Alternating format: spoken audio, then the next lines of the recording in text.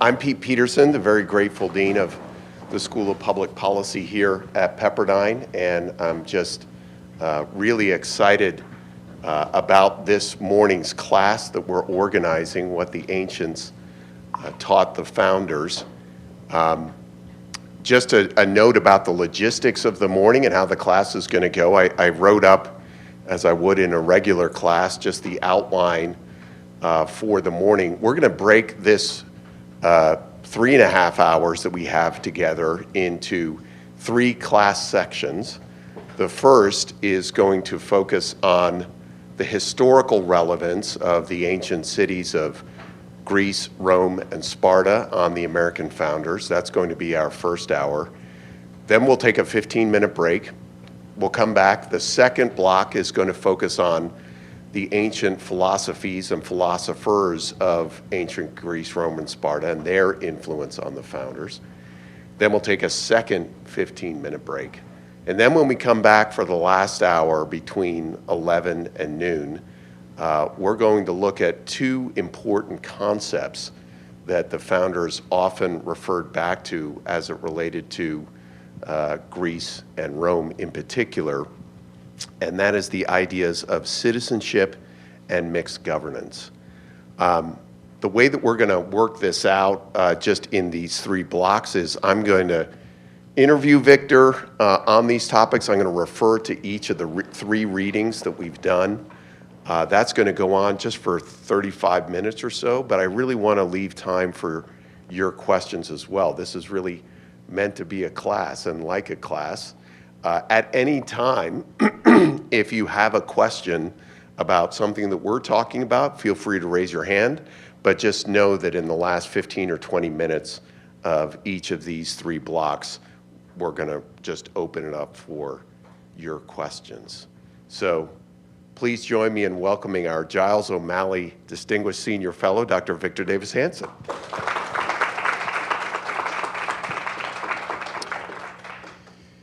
So, Victor, the title of this class is What the Ancients Taught the Founders. And I thought we'd begin with a quotation from one of the readings. This was from the historian Richard Gamere, and he wrote this, and I wanted to get your reflections on it. He wrote, quote, "In no field were Greek and Roman sources more often invoked, and at no time were they more frequently cited than during the preliminary discussions, the debates on the Constitution, the ratifying conventions, the Federalist Papers, and such publications as John Dickinson's Fabius Letter.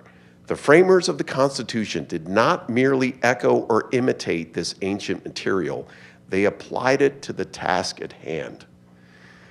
Now, one of the reasons we're organizing this particular class session is that for many of us, and I remember when I was taking civics class, when we used to teach civics class in high school, that the American founding was described as kind of a miracle in Philadelphia, that the ideas around the Constitution, certainly the Declaration of Independence, had kind of sprung up just within a very short period of time with a very limited number of extremely bright and wise founders. But in this, and in the other sources that we'll look at, this reference that the founders often made to Greece, Rome, and Sparta, leapfrogging 2,000 years, in some cases 3,000 years of history, to refer back to their own influences as they were developing the Constitution, is really remarkable that they went back to that period. So why was that era of antiquity so important to the founders? Well, thank you for having me. There were 2 or 3 reasons. One, the people who were the so-called founders at 30 or 40 people, but especially people like Jefferson, Adams, Hamilton, Madison, really baffled the British because they had this idea that the colonialists were parochial, not as well educated, and frontiersmen, rough and crude. Some of it was true, that stereotype. But that elite was not just aristocratic in some ways. Hamilton was a self-made person, but they were meritocratic. In other words, the British elite were landed gentry, and what that meant was that these people excelled in their own field, and they had classical education. So when you actually look at their day books or what they wrote, they knew Greek and Latin better than the average British aristocrat. And so they brought that knowledge to the writing of the Declaration, the Constitution, architecture, city planning. That was one reason, that they were in some ways unrepresentative of the mass of Americans. Right. They were a natural elite. The second is when you look through history and you're trying to create a constitutional or consensual government, well, you're not going to look at the Egyptians or the Sumerians, even if you had the evidence, because they were autocratic or dynastic. But between 750 BC, 700 BC, and 333, when Alexander the Great or Philip destroyed the city-state, you have a 400-year period of 1,500 city-states, and they were consensual. They ranged from broadly oligarchic to radical democratic, but they were consensual. And they were well recorded. So you have Aristotle, and you have Thucydides, and Aristophanes, and Xenophon. So that period, if you look at that period all the way to 1776, there's no other period where constitutional government was so vibrant and so well documented. Not during the Dark Ages, of course, not during the medieval period, not even during the Renaissance, because in the Renaissance you really just had the Italian city-states.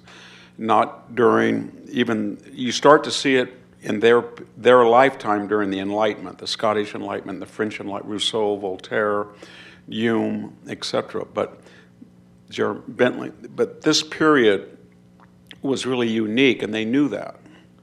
And then that was only half of the equation. The other half, of course, was the Roman Republic from 753 to 31 BC. And that was well documented. Livy and Cicero and the letters of Caesar, both critiques and defenses of Roman republicanism. So the second reason was they looked across history and they said, where do we get guidance on how this stuff works?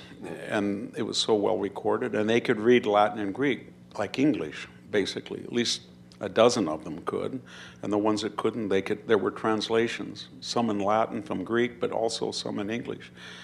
And then the third, they were very interested in practical questions. What is the relationship between a colony and the mother city, England and United States? And one thing we know about the Greeks and Romans, they sent colonies all over the Mediterranean, North Africa, Southern Europe, and there is discussions in Thucydides and Xenophon and Aristotle of the contradictions of a mother city sometimes sending out a colony, and when the colony is freed from burdensome traditions and can start anew, Novus Ordo Seclorum is on our dollar bill, a new order of the ages, then they can do everything right. And Aristotle talks about Greek colonies going out and they make equal plots in a way the mother city could never do it. And then they learn from all the mistakes, and then the mother city resents that. And often the people who go out as colonists, for example, Corinth sends out a big colony to what is now Corfu. And by the time of the Peloponnesian War, the ancient name for Corfu was Corcyra. It's more powerful than Corinth.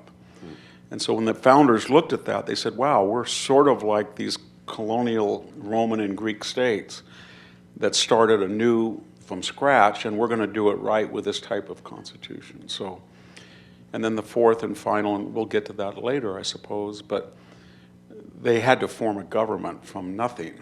And so when they looked around, where is a discussion of how a constitutional system works? Oh, I know. It's the Cretan to the Spartan to the Roman Republic. So you have the Spartan Constitution and then the Roman Republican Constitution, and they had one thing in common, that Montesquieu, a contemporary of the founders, knew, and that is you have to check power because, as Adam said, if we were angels, we wouldn't need a constitution. We have to assume we're all devils. So you have a executive, legislative, and judicial branch, and then they figured out on their own the particular checks and balances. But there were blueprints both in reality, in the ancient world, especially in the Greek world, and then there was philosophical discussions about those. Aristotle's Constitution of Athens is a blueprint about how Athens works constitutionally, but it was one of 141 constitutions. Yeah. And all but 2 are lost. Athens survives in fragments of the Theban constitution. Everything else is gone. We'll talk about this toward the end of this first segment, how the perception of each of these 3 city-states, Athens, Sparta, Rome, the perceptions changed throughout the founding period. But I wonder, just for now, had been talking before about how they were seen, these 3 states in particular, were seen specifically as it related to their form of government. In some ways, there was kind of a golden mean that came out of it as it related to Rome. But you kind of just described this, but talk a little bit more about how the founders look back on the positives and negatives of just those 3 historical examples. Well, the models they got were not all positive. Right. And the go-to place for the founders on the Greek side were Xenophon's dialogues with Socrates where they discuss government, but the end of the Peloponnesian War where he continues from Thucydides. Then the great historian Thucydides who chronicles the war with Athens and Sparta. And then in the abstract, Aristotle's Politics where he discusses this theoretically. And then on the Roman side, the huge corpus of 54 speeches from Cicero, hundreds of letters from Cicero, and then some philosophical works. And out of that, the founders said, the Spartan Cretan model is the most stable. It is a representative model. It has the Gerousia, the old guys in the legislature, but then it also has every citizen in the popular assembly. And out of that, they got the House of Representatives and our Senate. The Romans adopted the Spartan model. And then they said for the executive, the Spartans had 2 kings. We're not going to have that. And the Romans adopted that and made it 2 consuls. And they were annually elected. And they looked at that and they said, that's a good idea for the executives, but when you have 2 consuls, they each fight with each other. And they have to be elected every year, and that's not good. All of this is, by the way, is discussed in letters between Jefferson and Adams, but more specifically in the Federalist Papers. So they came up with 1 chief executive and a set 4-year term with re-election. And then judicially, it was very vague because the Spartans had the ephors that were kind of judicial overseers. The Romans had tribunal judges. And these judges then, in the case of Sparta and Rome, would adjudicate whether people in the legislative branch or the consuls were following the law, the Constitution. But it was very vague, so that's kind of in some ways the weaker part of the first articles of the Constitution when they talk about a Supreme Court judge and a Supreme Court, but they don't outline how many members should be on it. And there's no mention at all of a circuit appellate division or a lower district judge. And you can see what we're having now is we've got district judges that claim that in their jurisdiction, they're in San Francisco or they're in Washington, D.C., only because that's where people in those areas file claims. But they believe they can block an executive order or tell an ICE director he has to report, and that'll apply to the whole country. And the process can be very lengthy all the way to the circuit judge. And so I don't think the founders ever anticipated that, or they would have discussed in more detail the actual size of the Supreme Court, the lower courts, their the role of the appellate process. It's not there at all. And we should remember that it wasn't until, I think, 1869 when we agreed on a 9-person Supreme Court. Until then, almost every other administration would either expand or contract the court with their own political party members. And so when the Democrats say they want to pack the court under Roosevelt, or Elizabeth Warren wanted to pack the court now, they were just going back pre-1869, where it was a regular chaotic process. So that was one thing. That's where they got the positives. The negatives were Athenian democracy, believe it or not. On the one side, they said it is so radical and they get so much participation, and they let people participate who don't have money. That was the big cutting off in the city-states. You were considered a liberal or a conservative constitutional system by the size of the property qualification. Usually it was 10 acres, or the amount of produce you could produce on 10 acres, or in some city-states, what 10 acres were worth in a monetary, how many talents or drachma. But the lower the property qualification, the more people can participate. The more it can participate, the fewer educated people you have. And as Aristotle and others said, if you don't own property, you're rootless and you're envious. That was the ethos behind it. But Athens abolished the property qualification, first big democracy to do so.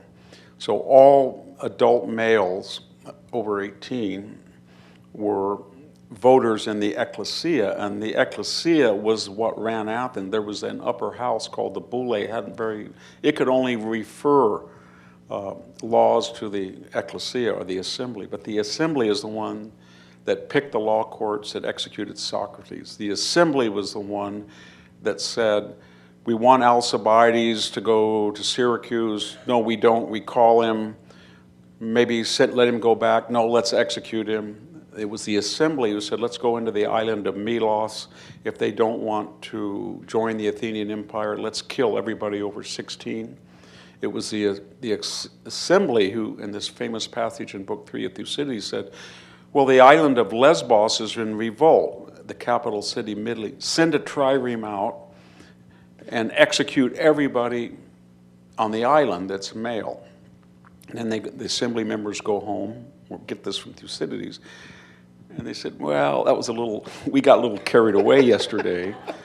So why don't we send another trireme, a fast ship, and we'll pay the best rowers to row it, and we'll let them feed, and no stops on the way. It's 180 miles. And they're going to go in and say, don't kill everybody. So you have this ridiculous scene in Thucydides where the first trireme comes in and all the males are lined up and they're ready to have their throat cut. And then the second one comes in and said, wait, stop. The ecclesia just changed their mind yesterday. Just kill these people, not those. And they did kill a lot, but not everybody. And when the founders would read that, and there was one final thing very quickly, is the French Revolution is 1789, and it's about a decade after the Declaration and after the Articles of Confederation, but it's contemporaneous with the Constitution, right. The development of the Constitution, the pre-Jacobin Revolution, and they were looking what people were saying in France, and they said, these people are crazy Athenians, and we're not going to do that. And that's that famous thing when Franklin said, you have a republic if you can keep it. Right. But they wanted a Roman Spartan model, not an Athenian model, because they were terrified of what the average person would do if on any given day a 51% vote in the ecclesia. And there were other things they really didn't like about the hatred of the wealthy and successful. The envy in Athens. They had ostracism. Any day, 6,000, depending on the year, 6,000 or 7,000 people could vote. Yeah, that was a formal process. That was a formal process. So right. Almost every famous Athenian, Themistocles, Aristides, was ostracized for 10 years. Yeah. And it was based on, you didn't have to prove any criminal. It would be like today. Cancel. If you get 50,000 Americans online, who do you want to get rid of? I'd like to get rid of Robert De Niro, but you could get a campaign and they'd have to lead the United States. Maybe Rosie O'Donnell too. 10 years. But Sounds like some are self-selecting. yeah, and another thing they have, I kind of like this one. If you go up and you tag somebody on the shoulder, said, I indict you, and you call a process called antidosis. Anti means back, and dosis means giving. And if you're successful in court to prove that he is corrupt, then you get his net worth and he gets yours. I could do that with Elon Musk. You just got to get close to him, that's all. Yeah, and you can see the same thing about liturgy liturgy is not just a Christian idea. It's a pre-Christian Greek word, and it says it's kind of a mondani. We're going to take the elite, and we're going to just, if I pardon the language, screw them. So it takes about a talent to outfit a trireme. That's 6,000 drachma. A drachma is a working weight. That's 6,000 days' labor. And they would make certain wealthy people outfit an entire ship, the rigging, and then they made them compete with each other to see which was nicer and better.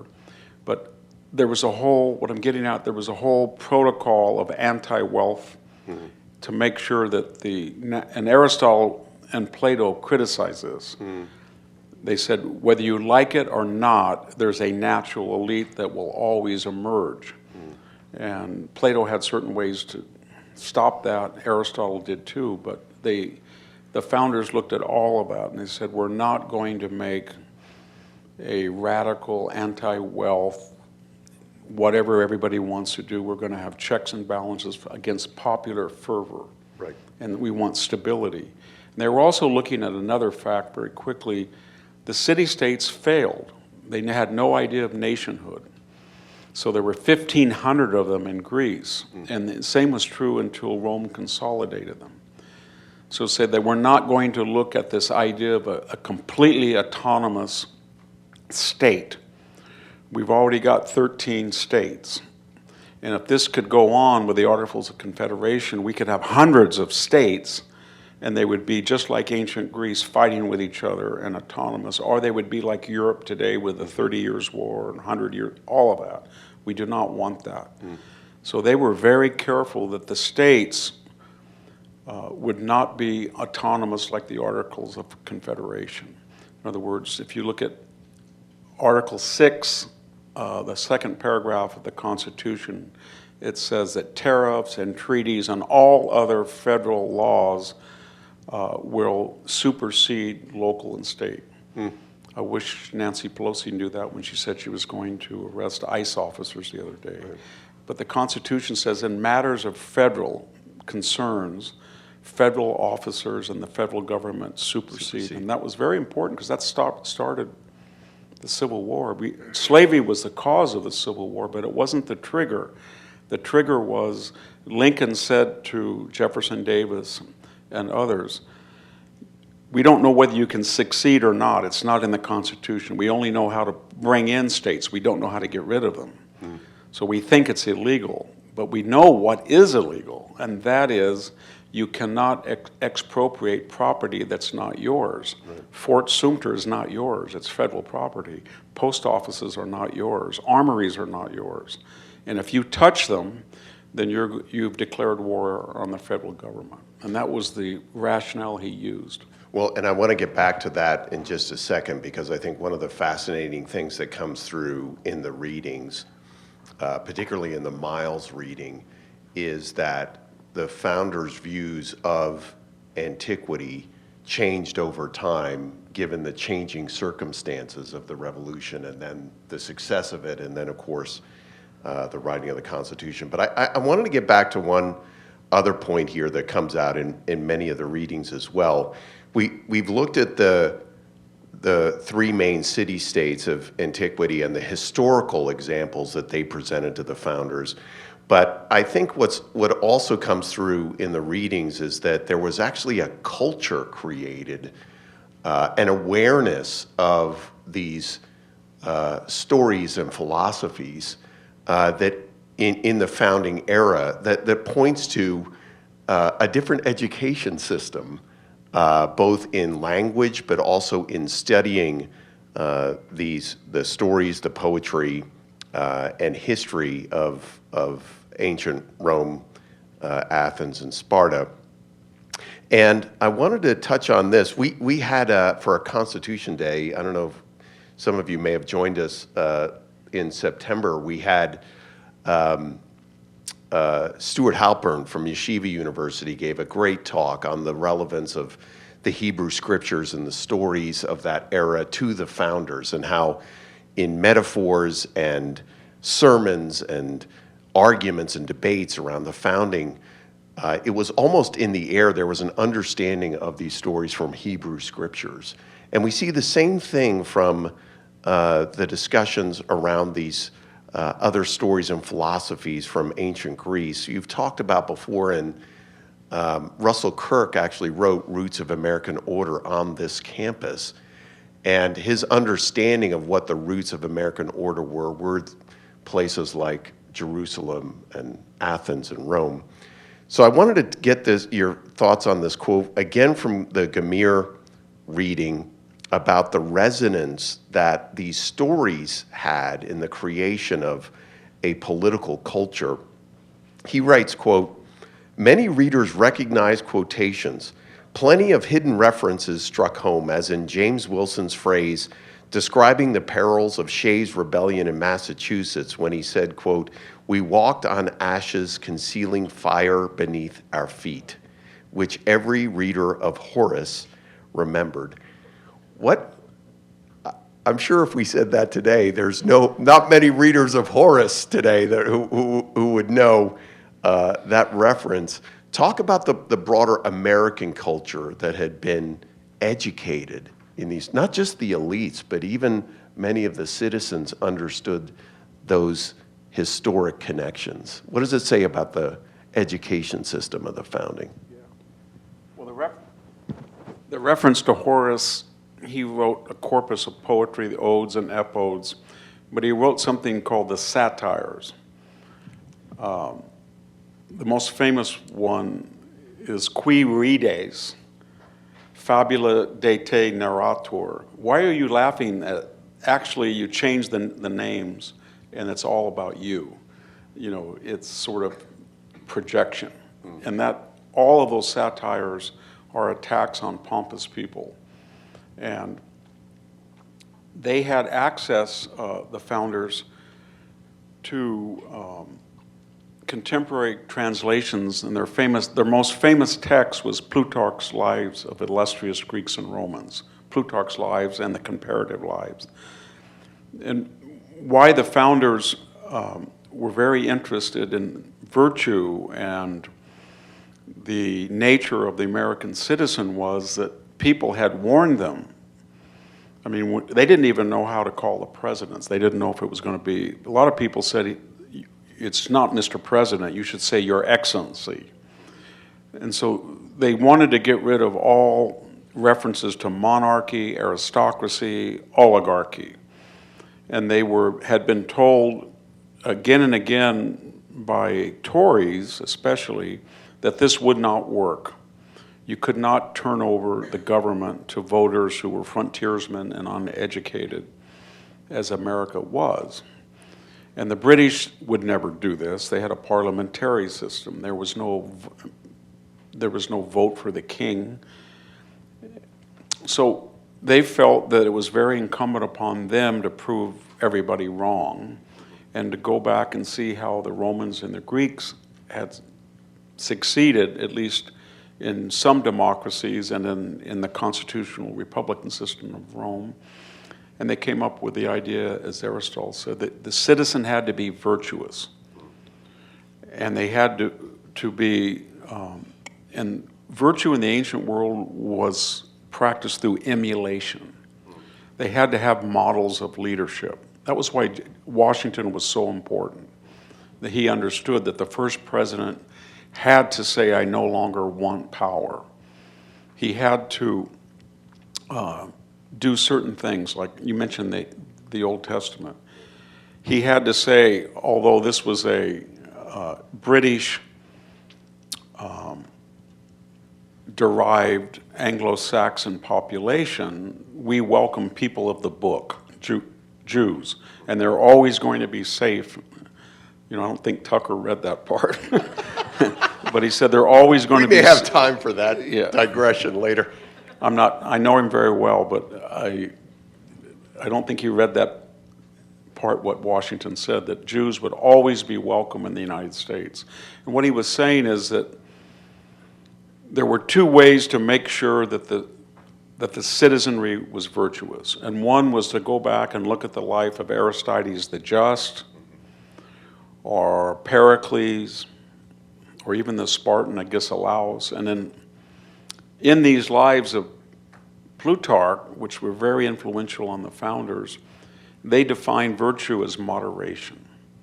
So the good man is someone who drinks but only moderately. He sleeps, I guess you would say, 6 to 7 hours, but not 3 like Trump, or not 15 like Biden. But something in between. He eats moderately. He dresses cleanly and appropriately, but not garishly like Alcibiades. So in this, he goes through their height, their weight, their size, and the same thing is true as Suetonius, the 12 Caesars. Augustus is a good man. Claudius is sort of a good man. Titus is a good man. Vespasian is a good man. Nero, Caligula, because not just are they cruel, but the way they eat, the way they talk, it's all in excess. So they're looking for moderation, sort of what the Temple of Apollo at Delphi, you walk in there and on one side it says, know yourself, and on the opposite pediment it said, nothing too much, maiden agon, or uden leon, nothing too much. The other way they got the citizen was in this triad of cities that they model themselves. You had Athens, Rome, and Jerusalem, and that was the Old and New Testaments. And it was very important, and all these universities at Yale and Harvard that were springing up as divinity schools originally. And if you look at the curriculum, say in 1750 to 1800, it's only Latin and Greek. And half of the purpose of Latin and Greek is to read the early church fathers in Latin and the New Testament in Greek. But even if you did not believe as a Christian, 95% of the people were Christian, then it was very important to be a deist. And that's what, people today argue back and forth, how devout were the founders? And that argument takes place within parameters. Well, they were agnostic, some of them, or they were fanatics. And everybody agrees within those parameters they were deist. Deist just means the deity is important. So I think some of them would say, I don't go to church every Sunday. I believe in a higher being. I don't know the rituals of Christianity, but I do know one thing, that the Sermon on the Mount is very important, or some of the Old Testament credos are very important to create virtue, and citizens are going to have to govern themselves. Mm-hmm. And so the 10 Commandments of the Old Testament are very valuable, but so is the moderation of it in blessed are the meek shall inherit the earth, turn the other cheek, all of that. So they were very interested in classical rules of behavior, but also in Christianity. Mm-hmm. And they said again and again, the founders, that it won't work if the citizens are not virtuous. Yeah. And that was the civic education you were talking about. Right, and we're going to get a little bit more in our second segment into some of the philosophies undergirding the importance of virtue. I wanted to get to this point that we've referred to a couple times about the transition throughout the pre-revolutionary period into the revolution and into the Constitution, about how the city-states of antiquity were seen differently. There's another part here in the Gamir reading in which he writes, throughout the colonial period, a preference was expressed for the Greek concept of a colony. This is something you touched on before, with its freedom from the domination of the mother city. Arguments pro and con culminated in the question whether the Articles of Confederation were sufficient for national purposes. So we have that, and then as we get into the actual writing of the Constitution, we began to see in the debates between the Federalists and the Anti-Federalists that the Anti-Federalists, and I'm talking now about Jefferson and George Mason and to a degree, were much more supportive of the Greek model, whereas Hamilton and Adams were more supportive of the Roman model, i.e. a more centralized government. So talk a little bit about how even within antiquity and the three city-states that we've looked at, there was this transition over time as the plates underneath the conversation, right, that we actually did win the revolution and then we had moved on now to the writing of a constitution, how the views of the founders back towards antiquity changed. Well, Jefferson and the Anti-Federalists believed that when you look back at these 1,500 city-states, the reason why they produced a Socrates or a Aeschylus or Euripides or an Aristophanes or Democritus was because they were not controlled and ordered and regimented by a federal government. They were all spontaneous. They were diverse, 1,500 of them. And that was an advantage. And they said, when you look at Rome versus Greece, you have the brilliant Homer and the Iliad and the Odyssey, and then you have Virgil who copied them with the Aeneid. You have this brilliant Thucydides, and Tacitus is brilliant, but he copied the style of the Roman historian. Where did Horace and Catullus get their poetry? They got it from Alcaeus and Sappho and Archilochus and Minermus. And if you read Cicero's De Legibus or De Republica, they're philosophical copies of Plato. So they said, why is Rome emulative, sculpture, architecture? It's because it never really institutionalized the spontaneity of the city-states. Right. And these were small, and they thought they were rural for the most part. There was no city in the ancient world in the classical period that was probably more than 100 to 120,000 people. The largest in the ancient world was probably Syracuse, Athens, and they were about 120, 150,000 at most. And they really did believe in a face-to-face society. They talk about, and modern sociologists have said that's about 10,000 people.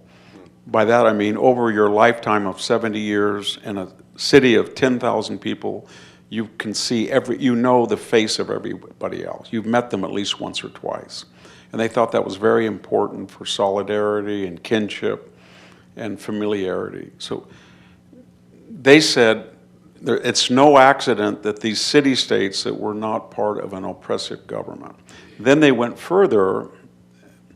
Alexander and Philip of Macedon, Alexander being 21, his father, before he was assassinated in his 40s, came down and in a 20-year effort subdued the city-states. And that ushered in the Hellenistic period after the death of and our early classical scholars, maybe kind of chauvinistically said, there is a reason why you don't have a Sophocles or a Thucydides in the Hellenistic period, or why Plato and Aristotle were the founder. Aristotle was the tutor of Alexander, but he was of an earlier generation of the city-state.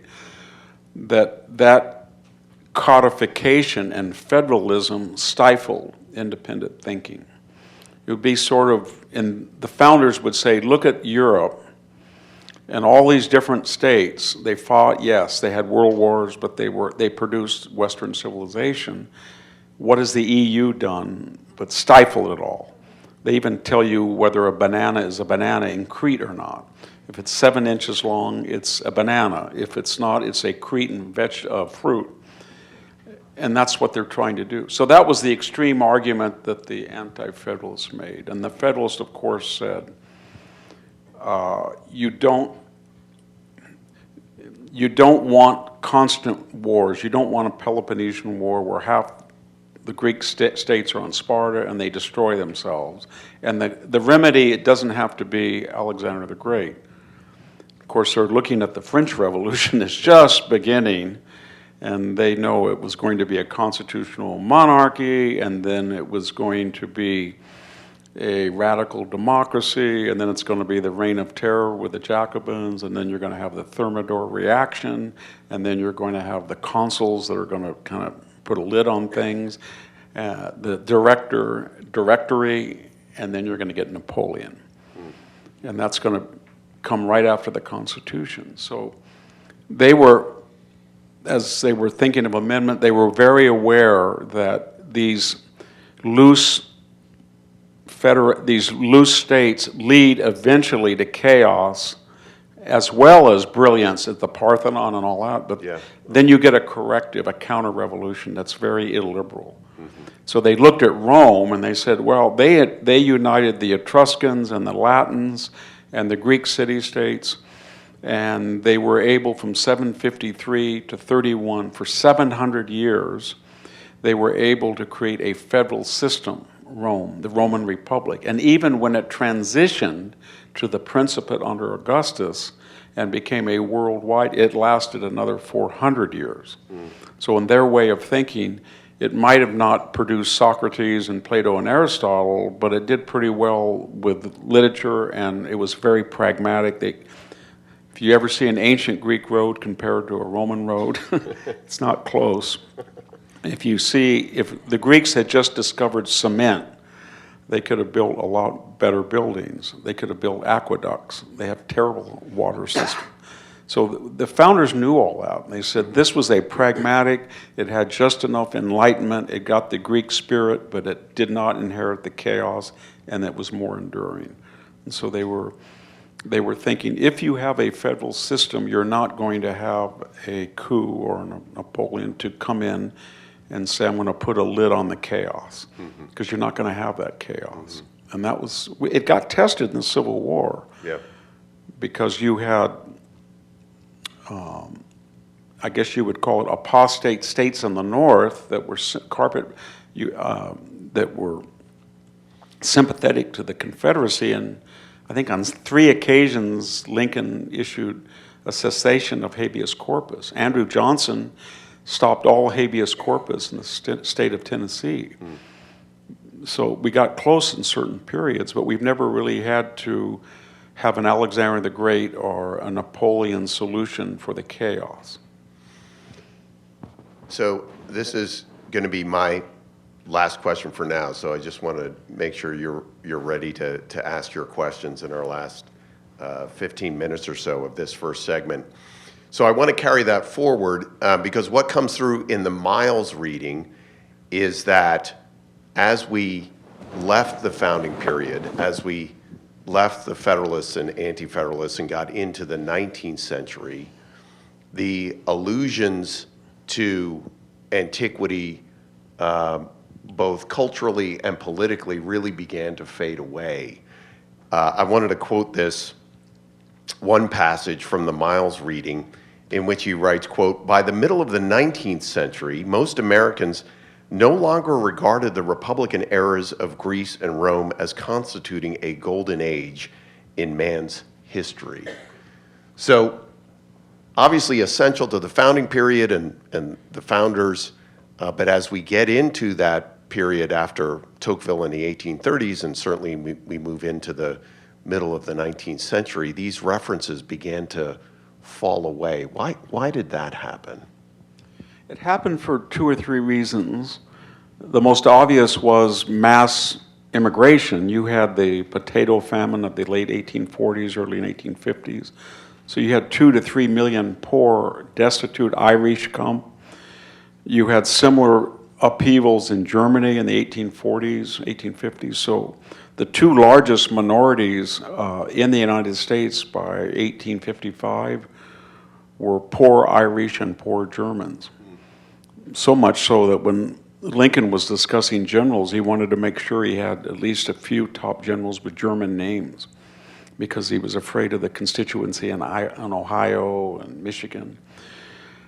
And they came from they were poor, they knew nothing about Greek or Latin. To them, it was Greek to them. That was one reason, that the population was growing and it came from different intellectual traditions or no traditions at all. No intellectual traditions. The second thing is the further they got away from 1788, 89, and the more successful they became, and the stronger and wealthier they became, especially after the Civil War. By 1870, the United States GDP was largest in the world. It had overcome a unified Germany. And it was the powerhouse, the strongest economic country in the world that early. And that was 85 years after the Constitution. But on the way up there, many of the great Eli Whitney and the Cotton Gin, and then in the Gilded Age, they started to see, well, wow, we have Edison and Bell, and we've succeeded in a way that Greece and Rome never did, and why do we need them anymore? Alexander Graham Bell, or the Wright brothers, or Thomas Edison, or Carnegie. A lot of them are immigrants, but they don't know Latin and Greek. They don't know anything about that. So the founders were right about one thing: we are a new order of the ages. And we have outgrown the need. The third reason was you had British-orientated classical scholars with Washington and Adams and Jefferson and Madison and Monroe and John Quincy Adams. But then you had a Trumpian figure with Andrew Jackson. And you had the Jacksonian Revolution. And it was caricatured as a guy, on the inauguration, they came in and trashed the White House. Whether that's true or not, I don't know. Or he had a duel, or his wife may have been a prostitute, supposedly. But the point he was trying to make is, I'm going to bring a whole new culture and ethos to the United States. And what's our strength are not a bunch of dandies on the East Coast, but the more hardy American that crossed the Appalachian, went in and created this frontier. And these frontiersmen licked the British in the War of 1812, and they are building a new country. And we need mass education where people are going to learn how to be teamsters and blacksmiths, and they're not going to need to know Latin and Greek. And so that was the end of the classical period, say from 1776 and at the beginning of the country. By 1820, it was waning, and by 1850 or 60, there was no longer any idea that everybody was going to learn Latin. Although I would say in 1910, most high schools still offered Latin. It didn't extinguish, it wasn't the supremacy that it enjoyed. And that was because the United States was so powerful, and it was many years from the Declaration and the Constitution, and there was a very strong populist streak from Jackson to Polk, for example, Manifest Destiny. And they didn't really know or care about what was in Plutarch or Thucydides or Cicero. That had already been useful. Right. And a lot of people said, well, it was very fine that they knew all that, and they created a great constitution. But let's not be enslaved to a bunch of dead Greeks in Rome for the rest of our lives. We've got about 15 minutes in this first segment, so let's open it up for questions. Any questions you might have from the readings? Yes, Gary? Well, it's cyclical. I mean, they had the Great Awakening in the 1870s, 1890s, where there was a rediscovery of Christianity and sort of an importation of Victorian morality, for good or bad. But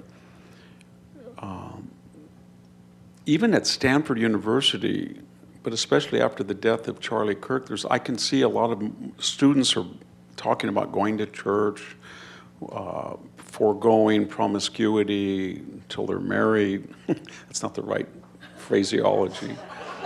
But checking their consumption of drugs and alcohol. So there's a counter movement there. But again, to see what the problem is now, you have to see what the founders thought could be the problem and how they were going to prevent it. And on one end, Jefferson said, when everybody gets piled up in cities, then we've lost the ethos. And that was what the Electoral College, he demanded that, and others did. You'd think that he wouldn't want that, but they all agreed that if you didn't have an Electoral College, politicians would just hang out in Philadelphia and New York and Boston, and they would never go to Maine or Tennessee. And they were right about that. But they were very skeptical of these huge cities in Europe and the proletariat and the peasants, especially after Marx Das Kapital and the Industrial Revolution. So that was one thing. They were very worried about that. The second thing they got from the classical moralist, whether it was Marcus Aurelius or some of the things that were in Aristotle's Ethics, that affluence is a great danger, that when people can do anything, or they're able to do anything, they'll do nothing. In other words, they'll just idle away and watch Oprah and have pizza delivered, that kind of lifestyle. Or worse, crime. So affluence was something they were very worried about. They were worried that if people were in cities, they would not get up with the sun and go to bed at sunset and work and keep away from town. I can remember growing up on a farm, my grandfather said, well, boys, it's been 45 days since I went to town, was 3 miles away. And then when we wanted to go into town, when we were 17, we could drive. My parents had no problem, but my grandfather said, oh my gosh, you go into town, the next thing you're going to do, a cigarette's going to be hanging out of that mouth, and I'm going to find a beer can in your car. Don't go. So that was that ancient idea that being urbane was worse than being rustic. Those are both Latin words. Rustic is countryside, urbane is a city. So money, urban life, they were worried about, and then atheism or agnosticism without deism. So if you're getting more and more people in cults, or they are going away from the Judeo-Christian system, they have no moral code. And the problem and the strength of the United States was you have all this immigration, but you're bringing people all over the world with new ideas about economics and religion, and if you don't have a civic core and a confidence in the original founding principles, both formal and informal, then you're going to get what happened. And one of the reasons that Rome fell was that you had all of these people coming in across the Danube, across the Rhone, from North Africa, and there was no effort to acculturate those 70 million people. And they brought in new religions, including Christianity, as Gibbon said. I won't go on what he said, but the point I'm making is that you have to have some civic education that has a moral basis to it. And so if you're asking yourself what you're worried about, is there anybody telling young people, 18, make your bed, get up early, work hard, don't speak if you don't have anything to say, be dressed in a way that's modest. Maybe Jordan Peterson, that's why he catches on. And so you can see that one thing that I think I'll just finish with this as optimistic is there has been such a demonization of the male in our society. And you can really see it. 55% of all students in the United States are female. And in the PhD programs now, about 60% out in the humanities are female. And we're told that males are too rowdy, they're sexist. That goes on in our school system.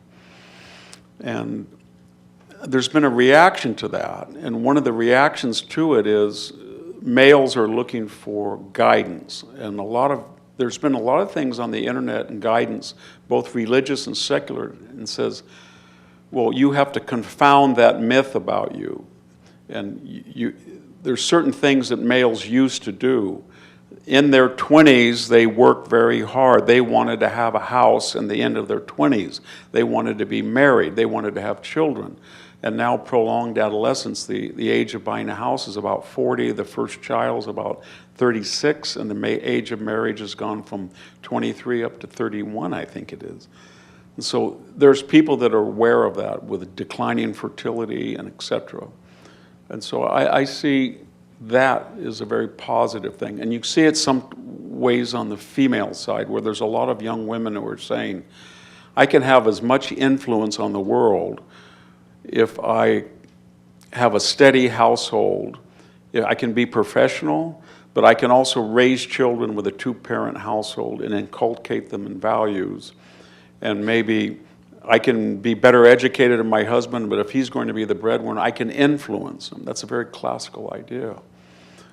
And everybody said, well, you know, it was a sexist idea that only men can vote in ancient Greece. It was, but that was only half of the critique. The other half was women had a very powerful role. Socrates said he went out and talked because he had to get away from his wife, because she was telling him all what to say. Pericles was considered feminized because his girlfriend Aspasia was running Athens. So what I'm getting at is I think among young people there's a sense now that whatever they're doing is not working. And we're not producing enough children, we're not getting enough home ownership, we're going to school too long. The university is leaving us not educated but ideological and in debt.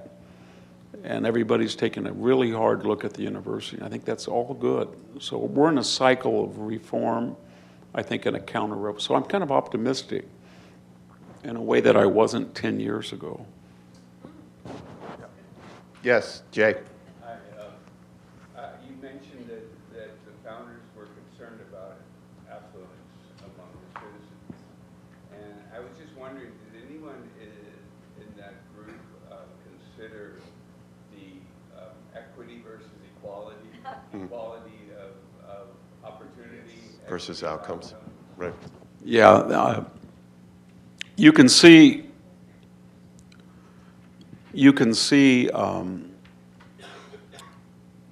40 years after the Constitution, Alexis de Tocqueville came to the United States and he wrote Democracy in America. He used the word democracy. And he was very worried about equity, a predetermined equality of result rather than equality of opportunity. And he said in Europe, most poor people are peasants and there's no middle class and then there's an aristocracy. And he said the problem with that is you create envy and anger, and it's human nature is, I think I'm quoting him literally now, he said, most people would rather be equal and poor than better off, but have somebody else better off than them. But he said, and that is strong in America, but he had hope for it because it had so much land mass and so much potential property that it was creating, with these early frontier people who were abjectly poor that had property. Property was really important also to the founders.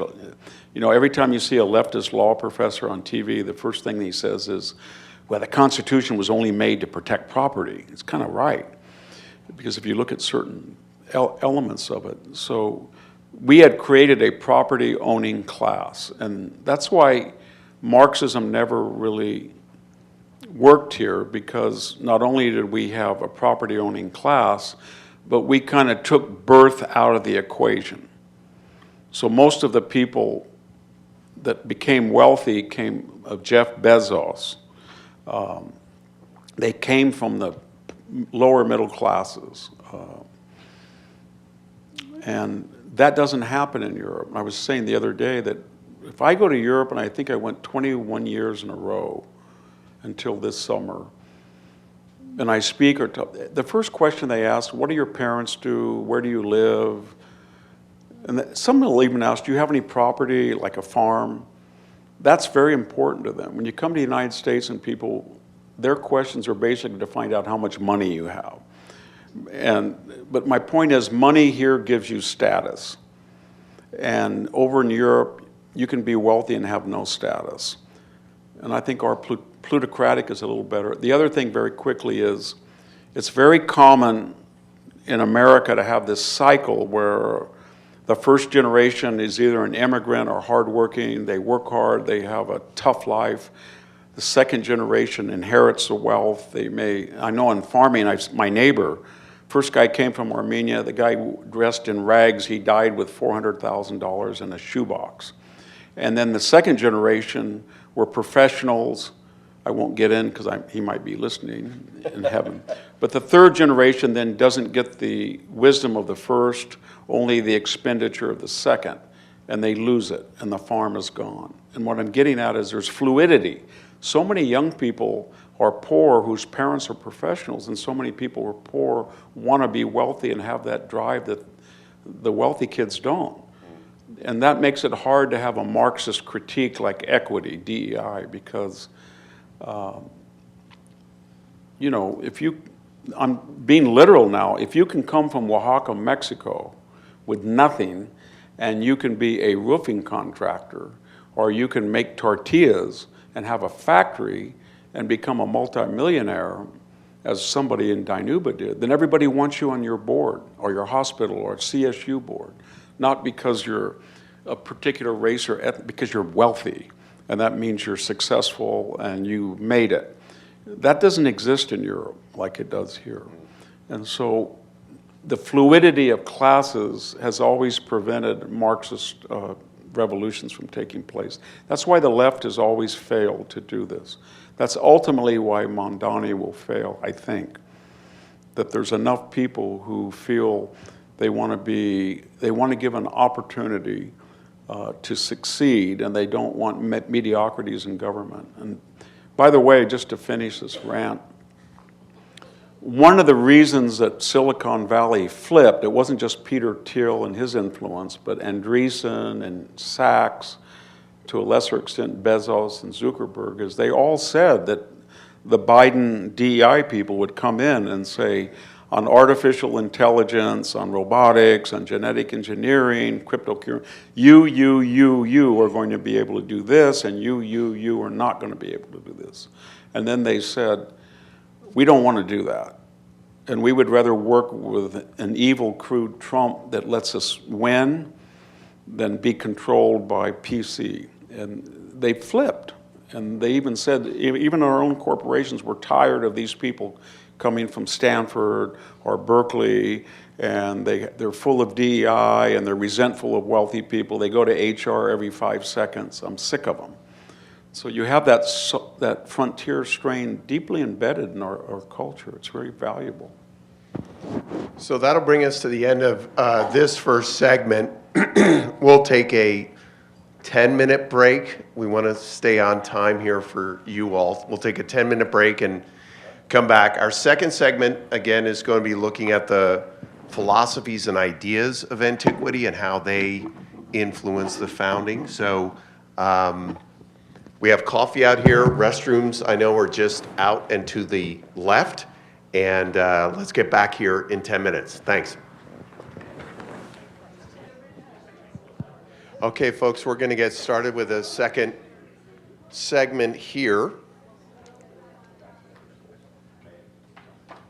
And one of the SPP board members here, Gary Oakland, actually was good enough to clip this out. Apparently in the Epoch Times, there's been a recent series on this very subject. This was cut out. What day is this now? Actually, it's from the current issue. Let's see if I can hold this up for you to see. How Rome Shaped the American Republic. So very timely that we're talking about this. And Gary, thanks for bringing this. In many ways, as we were talking about, it's kind of the cliff notes. And I'm just reading this as I'm seeing here. There's a picture from Penn Station. Opened in 1910 and torn down in 1963, New York City's original Penn Station was inspired by Rome's Baths of Caracalla. And Victor, maybe that's a place as we get into the second segment. We ended the first segment here talking about the decline in the impact of these ancient city-states on the founders and American culture more broadly. But at the same time, art and architecture throughout the 19th century, if you go obviously to Washington, D.C., or almost any state capital, when you look at the statues and paintings and artwork that depict the founders as ancient Greek or Roman leaders, the influence, even though not necessarily embedded in the culture or in our education systems, really can be seen in any visit to a major capital, and certainly to Washington, D.C. So talk a little bit about why, when it came to building Washington, D.C., and obviously we look at any state capital, Sacramento or wherever, there's still this connection to this era. You've got the mic there. You all remember that, I think it's in the Capitol still, George Washington sitting down with his torso, Yeah. Naked torso. That's an exact replica of Zeus in the temple of Olympian Zeus at Olympia. And a lot of the Parthenon friezes are, if you go to the Treasury building or some of the cabinet buildings or the Supreme Court, you see the mixture of the Doric and classical orders where they have metopes, they have frieze courses, and it's kind of copying the Panathenaic procession on the Acropolis, on the Parthenon. Mm-hmm. And it was very, the problem that we had as an American people with classical architecture was beautiful, and the idea behind the founders' embrace of it, and up through the 19th century until the German modernism came in the 20s, was that it was, whatever your particular background was, you could all agree that a pediment or an architrave was beautiful, and the colonnades, and that's something that in classical aesthetics, people said that there's certain things in nature. I can be very blunt here. In other words, when people ask themselves, why are men attracted to women? And why are they attracted to women that have a larger posterior, a thinner waist, and larger? And they talk about symmetry. And it's imprinted as we're born. That was the theory that Plato said. We have certain things imprinted onto our psyche. And they are the ideal, what he called the ideal forms of beauty. And so when they made the Parthenon, for example, they used these principles like in Tacitus, that the columns, the Doric columns actually bulge in the middle, so that when you look at them, the optical illusion will make them look straight, and if they didn't, they would start to look distorted. And the stylobate actually has a little rise in it so that it looks flat. And they were worried, they were after the perfect set symmetry. So they wanted to know what is a width versus the length. So it's usually, say if you've got 8 columns in width, then you had one more double, 17. And the founders were very influenced, in other words, on classical aesthetics and what were the perfect forms that would resist fads and trends. You would always come back to this because it had reached a perfect symmetry and you could not improve upon. That was the Romans as well. Right. And then modern box-like, what Thomas Wolfe, Bauhaus, he wrote a book criticizing it in modern art. You can see that even today now, when they built the National Cathedral, they brought in a whole school of classical sculptures that, if you look at those friezes on the birth of the universe at the National Cathedral in Washington, or if you look at the World War I monument that just opened on the Mall, It's right out of classical Greece. And there was a whole series of classical sculptors that are trying to renew that tradition. Yeah. And believe me, I think there's a power in the Vietnam War Memorial, but when you look at the other statue nearby of the three soldiers that look kind of bewildered, and then you look at the World War I monument, you can see that there is a lot, I think, a greater power in classical sculpture and design than modernism. Yeah. And this is one of the reasons I'm getting back to the ballroom, 90,000 square feet, and everybody's angry. But then when he showed, it's garish, there's a lot of gold, but when you look at it, it's actually neoclassical, and it's beautiful. And I was surprised that certain people in the Washington Post op-ed or Bill Maher, they said, well, actually, it's a classical design. Yeah. And it fits with the classical architecture of the White House. Yeah. Aside from whether it should have been funded by private people or was it approved by architects. But I think if it had been approved by architects, it would have looked like the old FBI building, just an ugly box. Yeah, I was the in existing one. I was in D.C. I've been back and forth to D.C. a number of times this fall, and I actually had meetings at the Department of Housing and Urban Development, which, if some of you know, is one of these many brutalist buildings.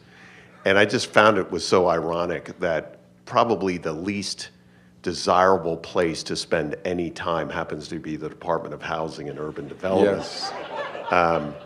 Yeah, I think I think the founders were right that when we go to Washington today, when you're driving around in Uber, your gaze is fixated on neoclassical buildings and not these 1950s. Or when you go walk through a residential district in Washington or New York, you see a brownstone with a classical pediment, and you're not looking at these 1950s high-rise public housing that are ugly. Right. And Europe is the same way. When you go to Europe, you see these ugly designs.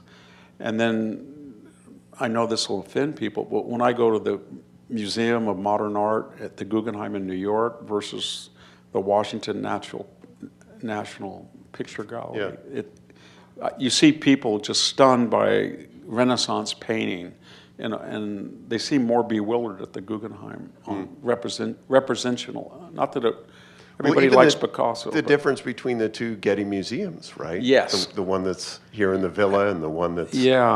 So that gets back to the founders' interpretation that there was the word golden mean is the word they use, that certain artistic forms and tropes hit a particular mean that's imprinted on us at birth, and we all have a natural affinity for certain types of art.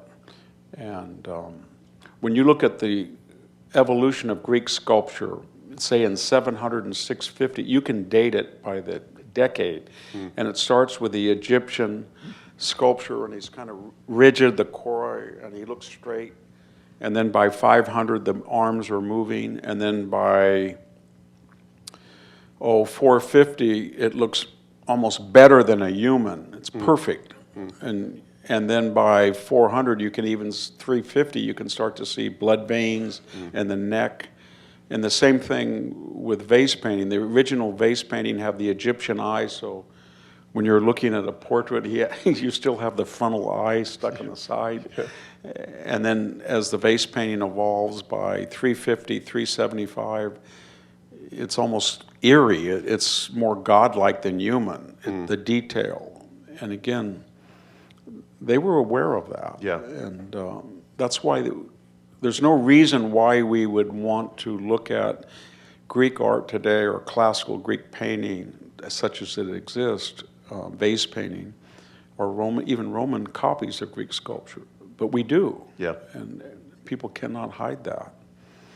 So in this segment, we want to talk more, focus on the philosophies of antiquity and how those influenced the founders. And I thought maybe a place to start is that for many, even if they're not very familiar with some of these figures, if you mention a Greek philosopher, Plato will come to mind. But one of the things that came through on many of the readings was that Plato was probably the least attractive, least influential philosopher on the founders. I want to draw now a quotation from the Vesper reading in which he wrote, and I quote, "When he was studied," and that is Plato, "when he was studied and discussed, as by John Adams and Thomas Jefferson, he was found to be a political visionary with little to contribute to this founding of an actual republic." So talk a little bit about why maybe the most famous Greek philosopher had the least influence or impact on the founding. Well, I think there's, I don't want to keep saying 2 or 3 reasons. In this case, there's 3 reasons that I can think of off the top of my head. It's good for them taking notes. They can, Yes. they can put this. Well, the first is he's what I guess we would say a non-systematic scholar. So when you pick up Plato's 41 dialogues, there's no necessary organization to them. When you pick up Aristotle, there's the physics, the metaphysics, the natural history, Constitution of Athens, politics, but they start out with, these are the varieties of government, or these are the varieties of insects. Here's A, B, C, D. Mm-hmm. But with Plato, it's rhetoric, it's music, it's memory, and they are dialogues. Second, they're dialogues. And it's a beautiful art form. In fact, if you take a Greek class and you read Plato's Apology versus Aristotle's Politics, Aristotle's Politics is just a bunch of crabby lecture notes almost. It's hard to read in Greek. Plato's beautiful, the prose, and it's much more accessible, but it's a dialogue, and it's more like a novel where it doesn't get to the heart of things. So that's the second reason. The founders couldn't find a practical guide in Plato as they could in Aristotle. When you read the 4th to 6th book of the Politics, he says, here's constitutional government. Here is oligarchy. There are 4 types of oligarchy. Type 1, type 2, type 3, type 4. This is the most inclusive, this is the strengths, this is the weakness, this is the most exclusive. Now let's turn to democracy. There are 4 types. These are the qualifications and criteria which I judge. And this is what he does. Mm-hmm. So the founders see this, and they were very much in favor of that exacting, systematic, empirical approach, rather than sort of a novelistic approach or dialogue. The third, I think, and really important, Plato is an enemy of consensual government. In the laws, he has 2 expanded dialogues that were very influential on Cicero, the Laws and the Republic. The Republic is an ideal type of universe, but it has things like, well, everybody favors their children, and that's not good, so we take away the children and put them into a collective, and then we have to have everybody be virtuous, but people are not virtuous, so we need a philosopher king that's specially trained, and then we'll have guardians, and they have absolute power. And then they're going to create laws, they're going to organize and observe and regiment every aspect of our life. How many water wells you can have on an avenue, how much the olive tree can extend into the street, everything. Mm-hmm. When I wrote a book called The Other Greeks, called The Agrarian Origins of Western Civilization, I was just found a trove of stuff in Plato's Laws, because he had so many little technicalities, and it was like reading a government handbook. Yeah. And a lot of them were about agriculture, so I could learn a lot about what they thought about agriculture through that codification. Yeah. But he was an enemy of free expression, and the founders knew very well that his master, Socrates, was opposed to Athenian democracy. And he was executed by a popular Athenian court on a trumped-up charge of corrupting the youth and introducing new gods, when the real reason was that his students, they were kind of zealots, and they were called the 30 Tyrants, and they overthrew the democracy for over a year in 403, 402. And when the Democrats came back in Athens, it was a revenge tour. And they executed Socrates, and Plato fled. And he never got over that. And so in the founders' minds, they knew that Plato did not approve of any consensual government, but that you had to work on ethics and make virtuous leaders who then could tell the ignorant how to live. And they didn't like that at all. Right. And so they were much more interested in actual history of consensual government and action as recorded by historians, right, or by playwrights, or they were interested in a empirical description of what a constitutional system was, either in Greek and Cicero did the same thing to a lesser extent in Latin with his philosophical works. One of the statesmen, philosophers that the founders regularly referred to was Cicero. And one of the things that comes out in the readings is the importance of the understanding of natural law. And I wanted to again refer back to this Vesper reading in which he writes, quote, Cicero's statement of natural law, he says parenthetically, a fragment preserved from his Republic, as, quote, right reason in agreement with nature, confirmed revolutionary Americans' view that this higher law justified their independence, and the idea of natural law continued to play a prominent role in the consciousness of American framers and constitutions. So first, tell us a little bit about Cicero, who he was, what a little biographical sketch, but then let's talk about the importance of this emphasis on natural law and how the founders weaved it into our founding documents. Yeah, Cicero was sort of a polymath man of letters, of action. He was from what they call the equestrian class. He was not an aristocrat. He lived about 70 miles born outside of Rome.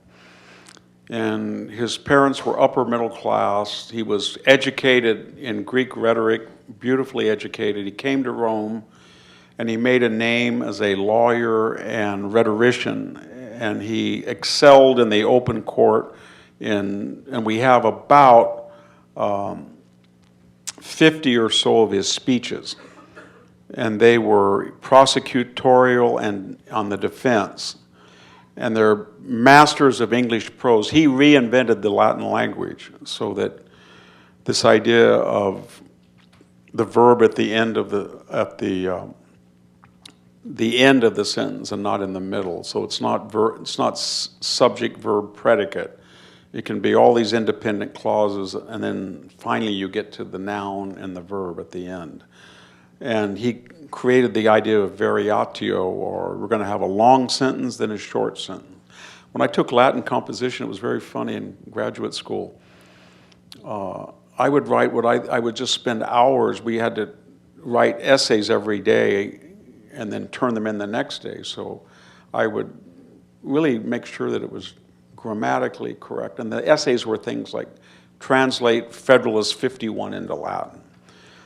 And you'd get back C-, mostly possible Latin. And I would get angry, and I said, where is the noun and verb? I have the right, I use the preterite tense. What's going on here? And he would say, Your professor. This particular word doesn't appear in Cicero. It only appears in Caesar. Or this word appears in poetry, but never in Cicero's prose. You can't use it.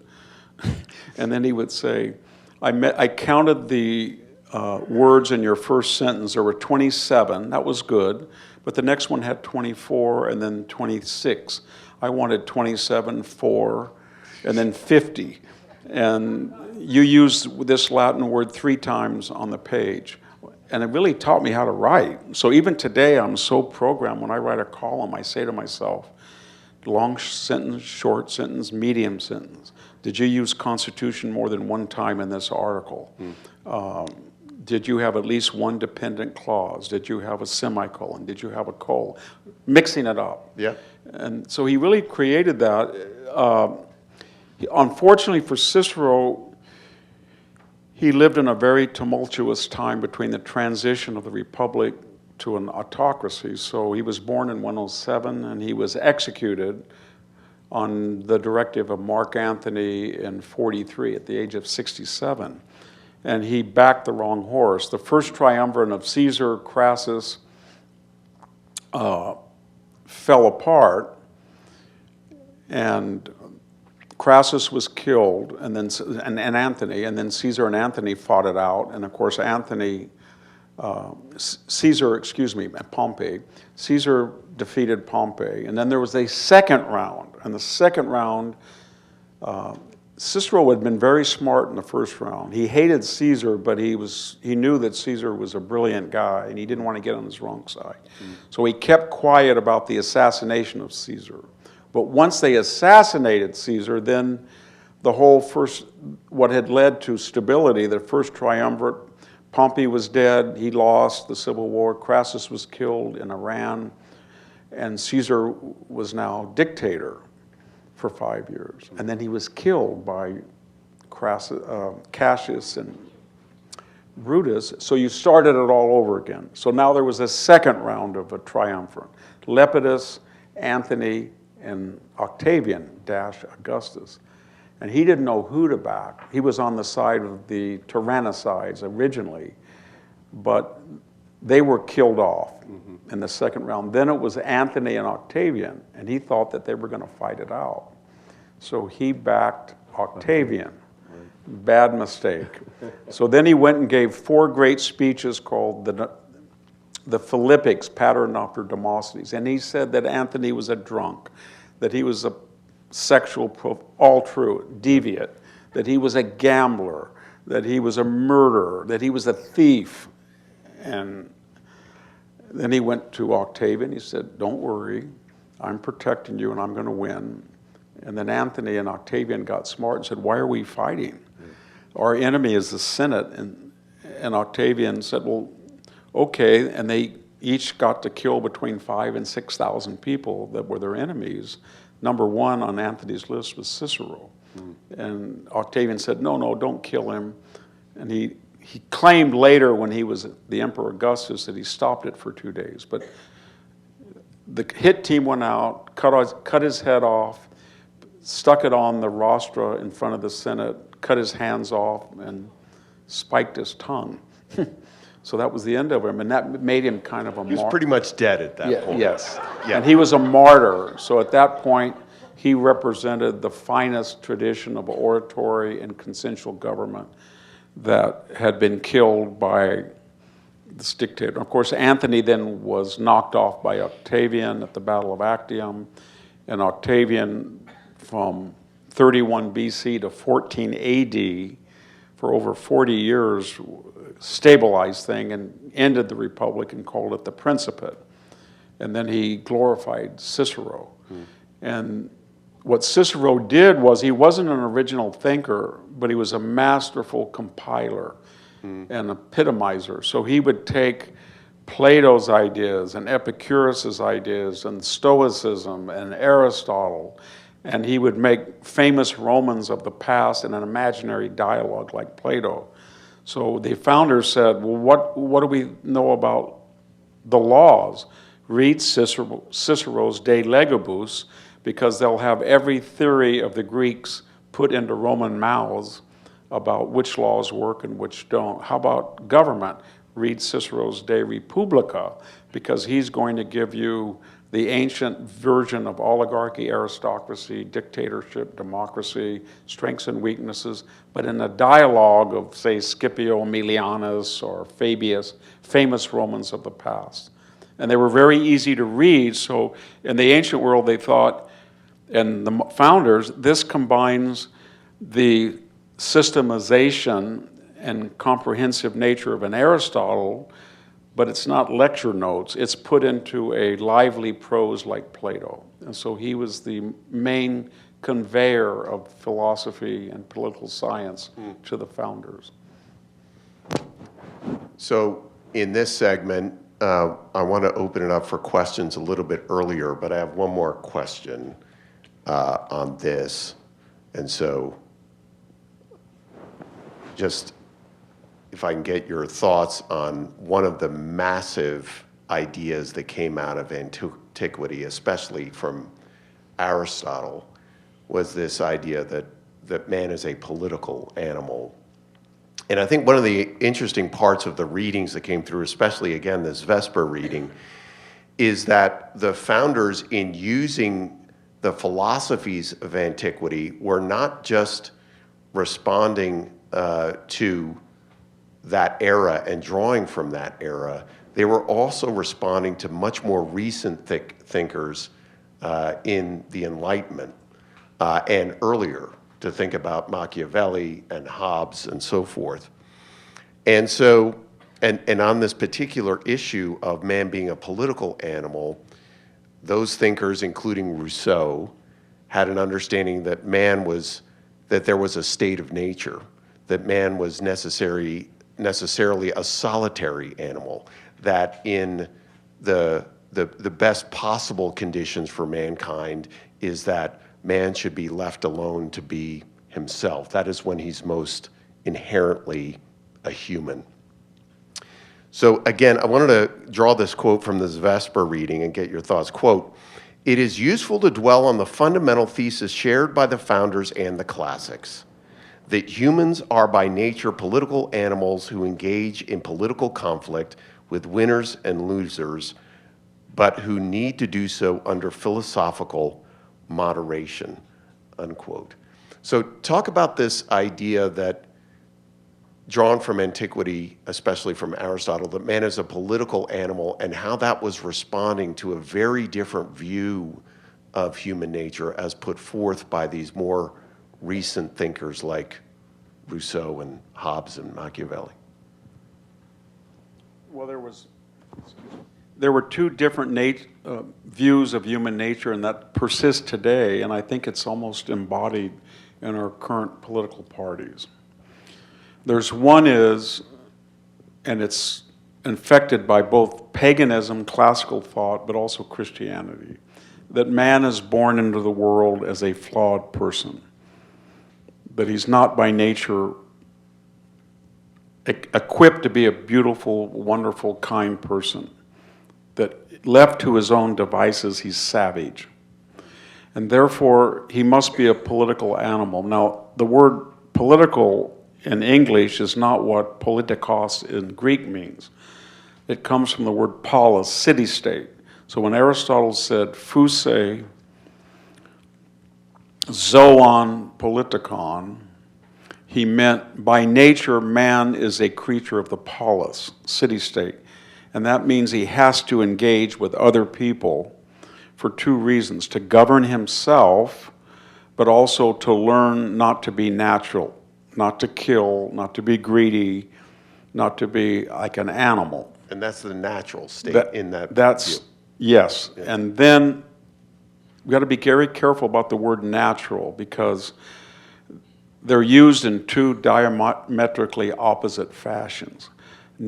Natural law then says that man, left to his appetites, is not able by himself to overcome his nature. But it does not mean he doesn't know what's good and bad. In other words, man is born into the world, as we said earlier, with a sense of aesthetics and what's ugly and what's beautiful. He's also brought into the world with it's wrong to steal, it's wrong to kill, it's wrong to lie. But he will lie and kill even though he knows it's wrong if he's left to his own devices, because of survival and competition. But when he's in a city-state and he governs himself, then these inbred passions negative side can be overwhelmed by the good side. The opposite view, from the French Enlightenment, which led to the French Revolution, is that man is naturally wonderful. But when he is born, almost immediately, society, the political polis, puts certain bad ideas. Religion comes in and says that you have to be monogamous, or you have to have sex under these conditions, or the community comes in and makes you feel guilty, or there's all these abstract constraints on you.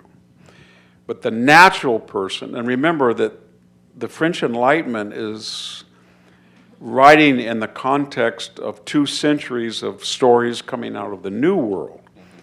And people in Europe are saying, you know, we were in the Caribbean, and we were in Latin America, we've gone to Africa, and we see things. Well, what they saw were cannibalism and violence, but what Rousseau saw, selectively picking, and others of the French Enlightenment, well, they're not monogamous, and they seem to be perfectly affected, and they don't need all these ruffles and leggings and clothes, and they don't have all this silverware, and they're in their natural, and they're very happy people. Then we come along, we make them wear clothes, and we make them build buildings, and they have to work all day when they were only working an hour, and they have a little hut. So they romanticize this. And of course, Rousseau never went to an indigenous place where people had diseases and they didn't have science and stuff. But that's been very strong to finish today. So you can see it when Clarence Thomas decades ago was on confirmation. I think it was Joe Biden or Ted Kennedy said, "You don't believe in natural law, do you?" And he said, "Yes, I do." And they said, "Well, can you explain it?" And he did. And what they were saying is, we don't believe in natural law. We don't believe in the tragic view of mankind as a fallen creature who's redeemed either in the religious sense by Christ or in the agnostic sense by the polis or city-state. We believe that if we just leave people alone and encourage their natural self and don't judge them, they will be wonderful people. And I've mentioned this before, but I had a conversation once with a law student. And he was saying, explain natural law to me. And I said, we all know it's not right, A, to steal. And we all know that if everybody stole, like was going on in San Francisco at the time, it's about 3 years ago, society would break down as it has. And he gave me the best example of lunatic Rousseauian ideas. He said, well, you know why people are stealing? And I said, no, I don't. Other than they're greedy and they want something that's not theirs and they're destroying society. And he said, no, if you go into a store, why is it against the law to steal sneakers or candy bars? I said, I just told you. And it's because wealthy white men make laws. Wealthy, white, male, heterosexual men, Christians make laws. This is a law student. Well, he says he was. He's an undergraduate. I should say pre-law. Pre-law. But anyway, he says, so they to protect their privileged position, they make laws because they don't steal candy bars and they don't steal sneakers. So they want to oppress other people who do to entrench their position. And so I said, well, why does a person steal sneakers? Is he starving? Is he going to eat them? And he said, well, he needs them. I said, they're looting. This was during the 2000 riot. I said, people are looting jewelry stores and sneaker stores and Apple. And they're carrying out 5 big screen TVs. And he said, yes, because they don't have these, and it's against the law because the people who have them have made a law that doesn't affect them. And so you can see where the left really does believe. And if you think of that, that's where you get, it's okay to steal $950. Right. And or Alvin Bragg lets people go, because they do really believe that law has nothing to do with the natural state of man. Yeah, it's a form of oppression in and of Yes, itself. people would be good if they didn't have stupid laws like this. If there was no laws like Mondami, he's a perfect example of the Rousseauian view. Yeah. He thinks if you let people just get on a bus, not pay, sort of like jumping the turnstile at the subway. He thinks the people who jump the turnstile at the subway are the good people, and the people who pay are the bad people. So he really does think it's going to be a nirvana, and the founders are going to say it's going to be a nightmare because man's going to revert to its natural state. And New York is going to be a law of the jungle or the survival of the fittest, a Darwinian state or a Hobbesian state of a war of everybody against everybody. Yeah. And I just think it's interesting, too, that in the founders referring back to these philosophies from antiquity, they were engaging much more recent philosophies, and especially coming out of the French Enlightenment. Yeah, but there was this dichotomy in the ancient world. The Pythagoreans and others were socialists. They lived in communes. They didn't believe in the Olympian gods. They were vegetarians and stuff, and they were severely criticized and pariahs. So they had this. You can see the extreme view is in Plato's Republic. There's characters like Thrasymachus, and they are Darwinians. And you don't know whether Plato is completely in favor of these people or not, but they basically say law should allow the strongest and the fittest to take over society, because it's sort of the Nazi idea of an Übermenschen, or Nietzschean sense, that there are certain people, whether you like it or not, they use that word, a natural elite, or an iron law of oligarchy. That's what the political scientists in the 19th century said. You can make all the rules you want about democracy, but when you look at the U.S. Senate, or I don't think you can say that about the House of Representatives, but there's always going to be successful people in there, and they're going to gravitate, and they're not going to represent us, because that's just the way nature and Darwin figured it out, that we're not equal. And so Plato is talking about these people, and you don't know whether he's too good of a stylist or a novelist to know whether he's sympathetic, critical, but throughout his dialogues, these people start to appear. And they make the argument that I should have a law unto myself because I'm stronger, smarter, and better than everybody. And that was very influential in Nietzsche. And in the Western European classical and American tradition, we rejected that aberrant idea of natural law. In fact, we would take that view of Plato and Nietzsche and say, this is why we have to be political animals, because we're by nature going to produce people that are vicious and capable. So we have to, as Nietzsche said, they always try to bring you down to their level. But in the German tradition, Nietzsche, Hegel, Oswald Spengler, it's basically a very different tradition. There's natural demigods among us. And this is what funded Nazi ideology. It was very anti-Christian. And anti-classical in many ways, but we have to allow these people to take over society, because they will bring all of us up to their level. They're supermen. And that was an issue that was rejected by, I think, most people in the classical world, and the founders themselves were very worried about people who thought they should have more rights than the others, or they should be kings, and so they had the checks and balances as the ancients did. Let's open it up for questions. We've got about 20 minutes in this segment. Yes, Chris. Yeah, so you mentioned that the founders knew the success of the Constitution that they were writing would depend on a virtuous people. And can you talk about the idea of, in inalienable rights as endowed by a creator. And can you talk about their notion of freedom of religion versus today's idea of freedom from religion? Yes.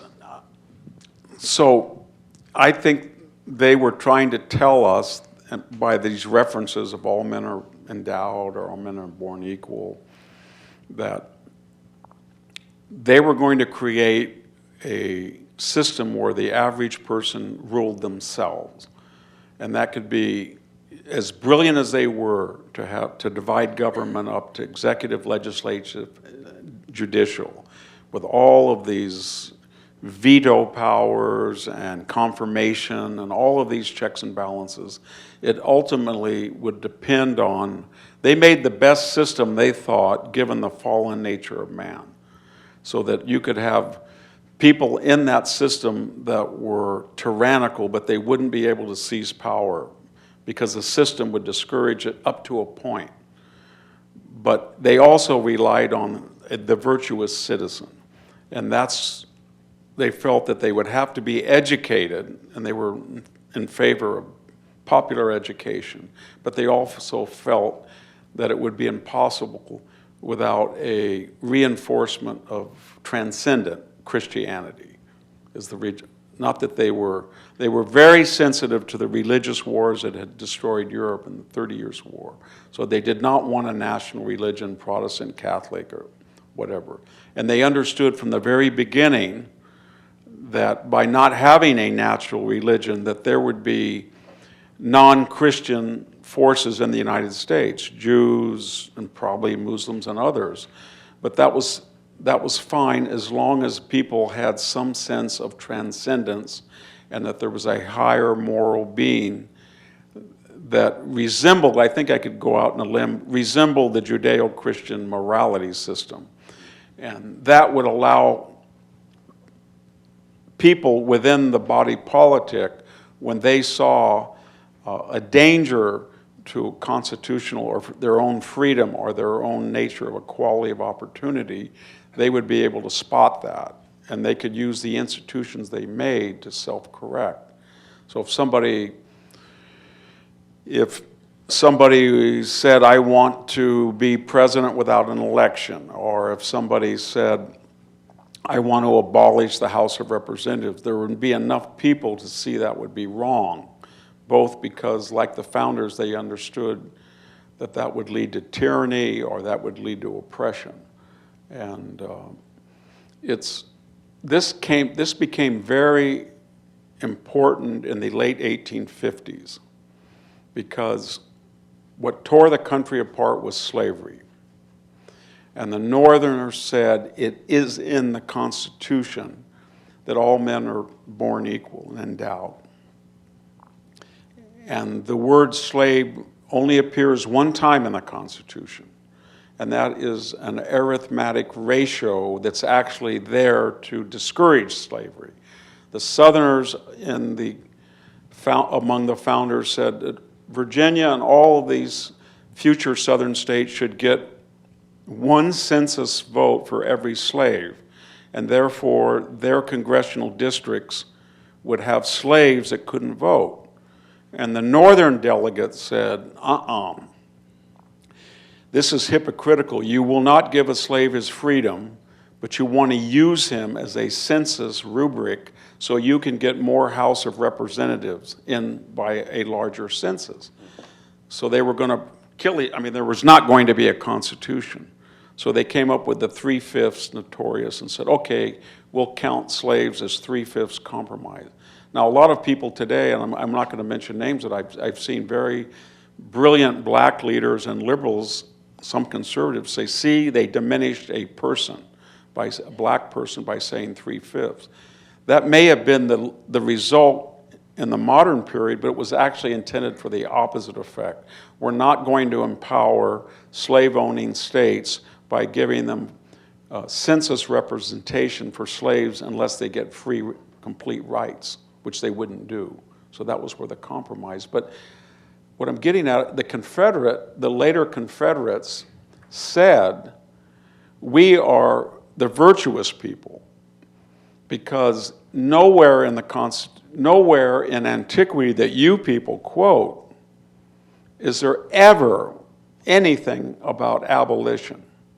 In fact, Aristotle, that you quote ad nauseum, says that there is a natural slave, and certain people are slavish. And we're just following that classical idea and virtuous.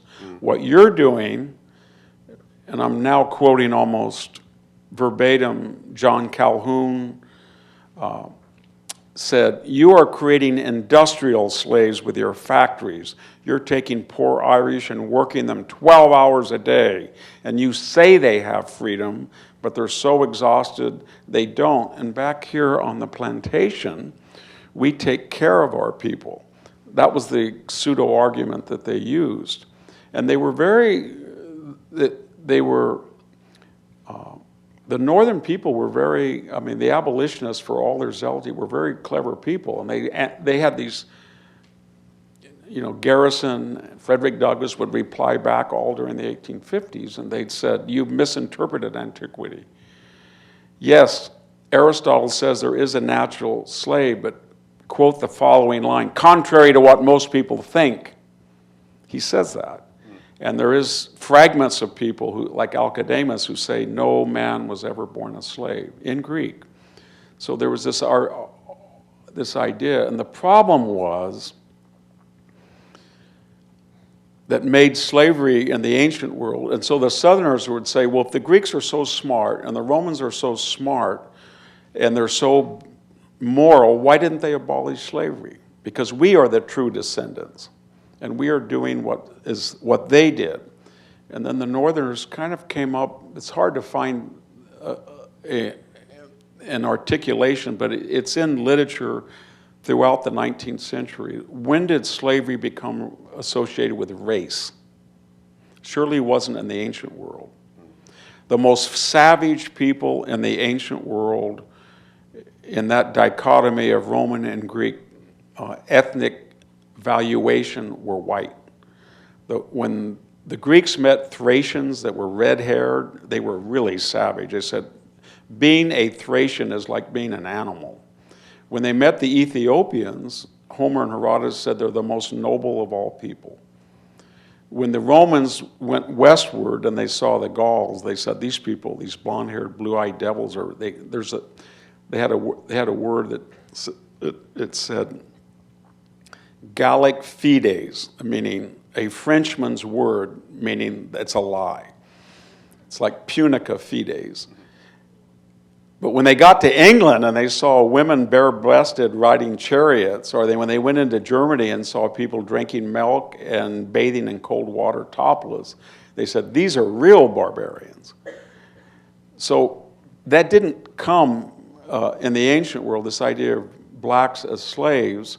In fact, Plato claimed he was a slave for a while. In slavery, it was an accident, either of birth or circumstance. You either were you were born to slaves, and you could be any race, or you were in the wrong place at the wrong time when a city was taken and everybody was enslaved. And so that made it very insidious. That's what the Northerners said. Well, they didn't outlaw it because Aesop was a slave. People said the students of Euclid were slaves. Greek tutors were slaves.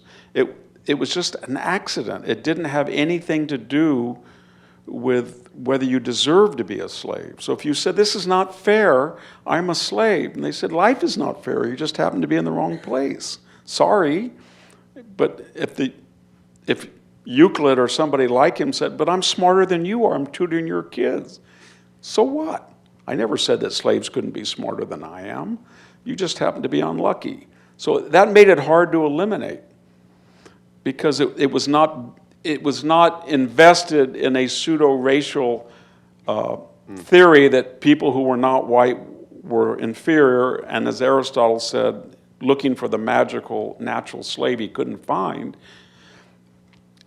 nobody said they were inferior. However, in the 15th and 16th century, the Europeans went into places where, in Africa especially, but they did enslave indigenous people in the New World as well, where they said they have no monumental architecture, they have no written language, they're not as advanced as we are, and many of them are going, the Muslims are enslaving them and sending them, and this is a good idea to enslave people who can work in the climate because these are natural slaves. These are the first people. And so that, for the first time, connected race with slavery, and unknowing to the slave owners and the slave traders, that was the beginning of abolition.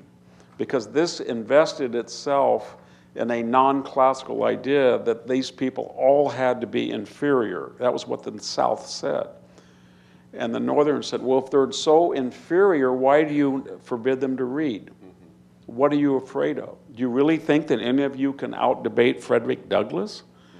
So once you invest that with the idea of genetics, and you start to see black people, when they're given an equality of opportunity, to do very well, then the whole system starts to crumble. And that was what the abolitionists said, and that's how they refuted the Southern argument that had been there at the founding, that slavery was okay because it was okay in Greece and Rome.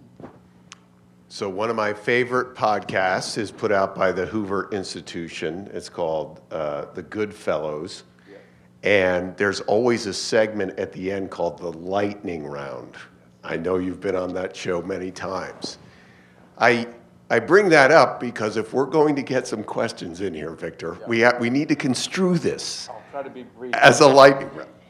As awesome as that answer was, by the way, I'm not saying anything about that. But if anybody comes up to me at the break and says, we need to get in more questions, I just want to let you know, it's not my fault. It's okay. All right, so let's get in some questions. We've got about 10 or 15 minutes in this segment, and I know you tried to ask a question in the last segment, so let's come to you. I was going to go back to the last. Yeah, sure. If you don't mind. Yeah. Because you mentioned the feminization of men. And I have a theory on what the left is doing with our society. And I saw it starting in the 70s with the women's movement and pitting men against women, and you're nothing if you don't have a husband. And so she began to hate him, and he began to resent her. And then also you weren't allowed to have more than 2 kids in order to replace yourself, because the world couldn't take all these people. And now we're into the LGBTQ and transgender. What I see this is a plan to depopulate us, because less of us are more easy to control. That's my theory. I think there's a lot to that. When I was an undergraduate, when UC Santa Cruz had opened I had a professor that said, all of you should only have 1 child and adopt 1 child. And we said, why? And they said, well, first of all, that what they called it climate warming. It was cooling at the time. Yeah, well, it was cooling, but they said it was already in 1971, it was warming, they said. And then there was Paul Ehrlich's population bomb, that we're going to starve. But yes, they felt that feminism was one way that a woman would be redefined as successful only in terms if she had a degree and a professional career, and they really denigrated. In fact, anybody who said in class that they just wanted, because there were still people, believe it or not, in 1971, I can remember girls saying, well, I just want to marry and be happy and have 3 or 4 children, and they were just trash.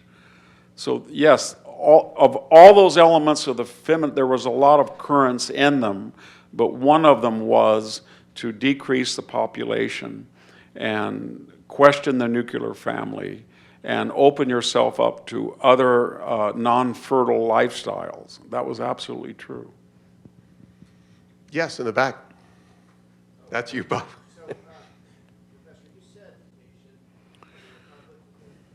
Well- Was there a more ironic view that he was? Yes. Yeah. I don't. There's a whole school of classicists, and I think it might be the dominant, who take the ironic view of Plato. And he really didn't mean what he said, or he moderated what he said, because 95% of the people in the academy are left-wing, and some of them love Plato. So when you read this, your natural indication is saying people have misinterpreted what he says. he was actually not that critical of democracy. But he says things all through the dialogue. All through the dialogue. So I think it's in the Gorgias, Socrates says, and so you want the people to vote. And at some point, don't you think the donkeys and the dogs should vote too? Because what is the logic of democracy other than constant equality? You know, women, then children, and then dogs, then where do you stop? Because it would be fair, is it fair to animals to be ruled by humans? So Socrates is, and there is an asterisk very quickly, the initial early dialogues written by a younger Plato are more or less the words of Socrates, who worked in a democracy. The middle ones are a mixture. This is classical, Benjamin Jowett and others. And then the later ones, 40 years after the death of Socrates, are Plato. Now, those are usually considered the Laws and the Republic. And those are the most statist, totalitarian. But where this argument of an ironic Plato that can't really be supported by the bulk of the text is the life of Socrates and the life of Plato. And they'll say an Aristotle, who was no fan of radical democracy. He was a fan of limited democracy, a farmer democracy. But they say, well, if Socrates hated democracy so much, why was he a heroic fighter at the Battle of Delium? Why did he stay in Athens so long? Why did he love Athens? Do you think he could have walked the streets and met people and talked and had that vibrant intellectual life in Thebes or Sparta? It was only in democracy that Plato was there. And Aristotle was a medic. He was a Macedonian, basically, or northern Greece, I should say, and he lived in Macedon. Why would he come all the way, if he hated a radical democracy, to the one place that gave him the most avenue to express his philosophical views? So a lot of that, what Plato really meant, or this key line in Plato that reflects, is argued in terms of look at their lives, look at where they lived, look at how they functioned, and they were contrarians.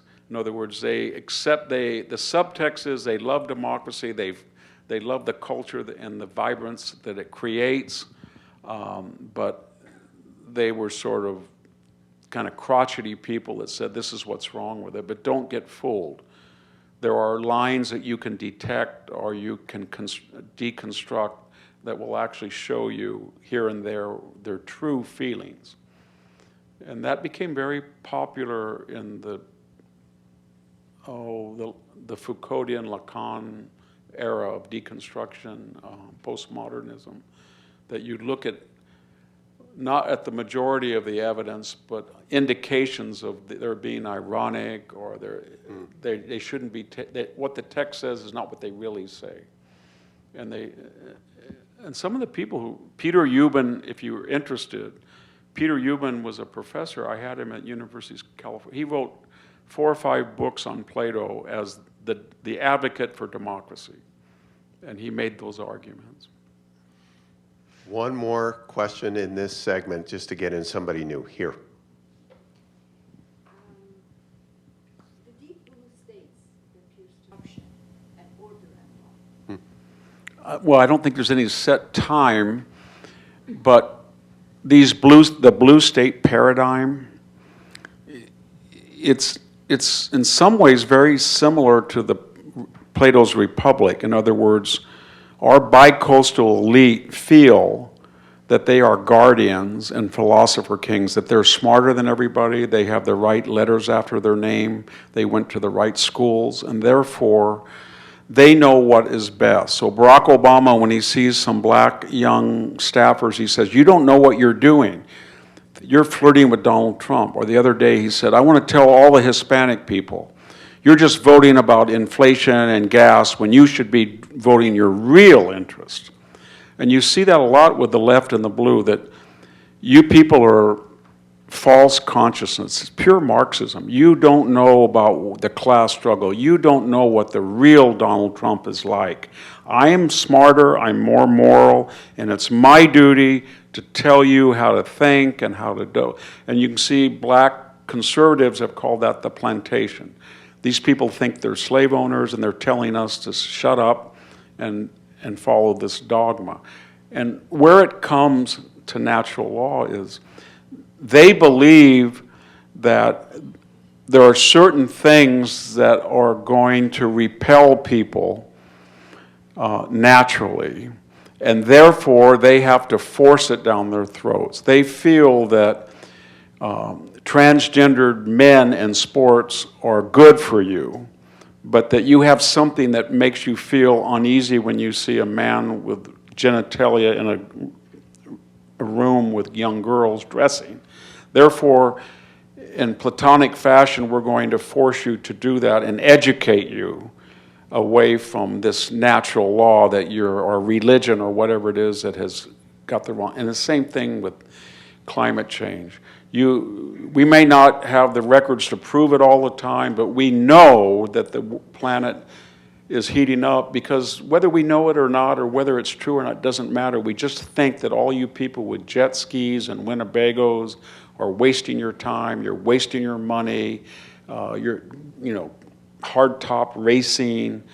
They hate the culture, the popular culture of the masses, and they come up with a lot of ideologies that they try to force on people to form this sophisticated, enlightened citizen. And it's very similar to what Plato outlines. And most of the things that they want are unnatural. Most people know that people defecating, urinating, fornicating, and injecting on the streets is not natural. It's medieval. But they will tell you that it is natural, because we don't want to put them in artificial hospitals or compounds. And they will tell you the same thing about, you see people running out of a store. I went into my little town the other day to get some allergy medicine. Everything was locked up. I mean, even things like Allegra were locked up. That's not natural, and that shows you that they have created that system by legitimizing theft, basically, and legitimizing homelessness. And of course, they have a whole vocabulary and superstructure of guilt. You're racist, you're unkind, you're mean, you're a Christian fanatic. And so what I'm getting at is that Europe is the most extreme, although we're getting close. And I think the greatest danger to this country are these very, I'm not saying they're educated, but very credentialed people. They have letters, they have protocols, they consult. We're going to get this expert on TV because he's got a PhD and he teaches psychology. We're going to get Bandy Lee because she's a Yale psychologist, and she says that Donald Trump is insane and needs a straitjacket. And so all of a sudden she's testifying, and all of a sudden Rod Rosenstein and Andrew McCabe are wearing wires to trap Trump to kick him out. So they're experts. They want to take us, they want to regiment us, they want to tell us what to do.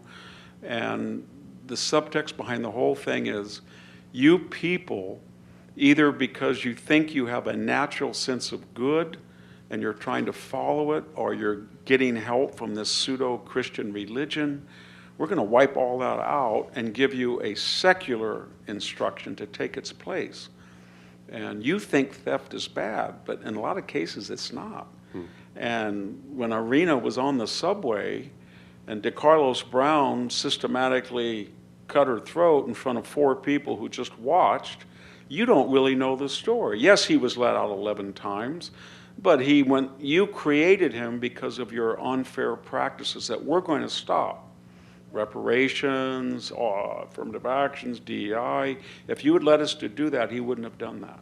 And as far as those 4 people who sat there and watched her throat get cut and die in front of them, well, you expect what you've done to black people, that 4 black people are going to stand up and help some white person after they're afraid that, what would happen to them if they did. So they came, and I'm just quoting literally what they said.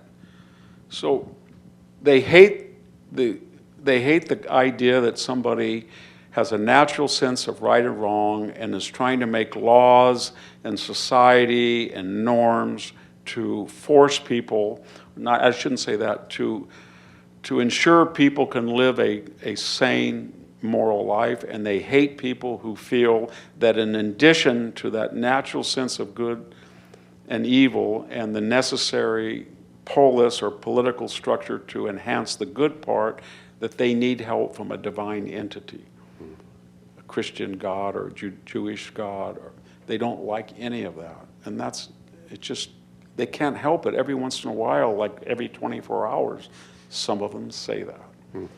And it's scary because they appeal to, and there's one final thing, like the guardians. Plato does say that the guardians have to be treated specially. They get a special, everything's taken care of them. These people are always never subject to the consequences of their own ideology.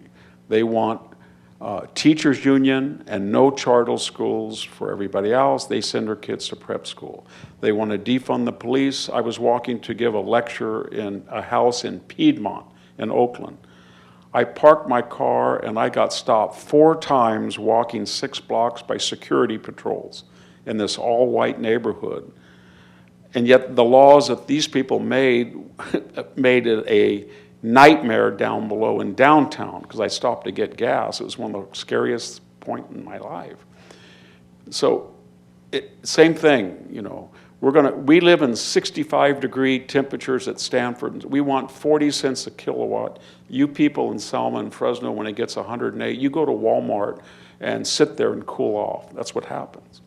It's never going to affect them. And then when it affects them, then they get, so that's our hope, that they so ruin these blue states, or Mondami. And I'm not for what a lot of conservatives say, that they want Mondami to be elected, because he's going to go so blue state, he's going to ruin the financial capital of the world, and then people will rebel and become conservative, because he can do a lot of damage very quickly that can't be repaired.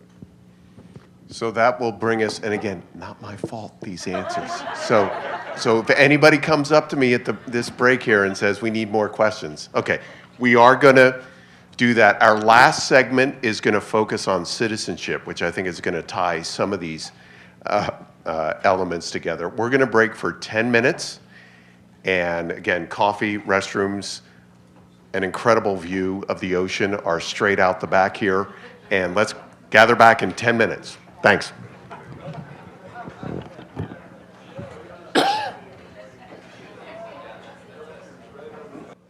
All right, folks, we're going to get started with, can you believe we've been through 2.5 hours to get to this point? It's unbelievable. I know, that's what people usually say of me, very boring. But when I'm with this guy, when I'm just a wingman here, it's... Well, whenever we walk into places together, everybody looks up, and I just take it as people bringing attention to me, but I know it's...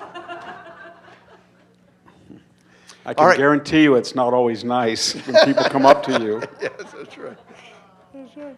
All right, so we're going to get into this last segment, which, as I said before, was we're going to focus on the classical idea of citizenship and the influence of Greece, Rome, Sparta on the idea of citizenship.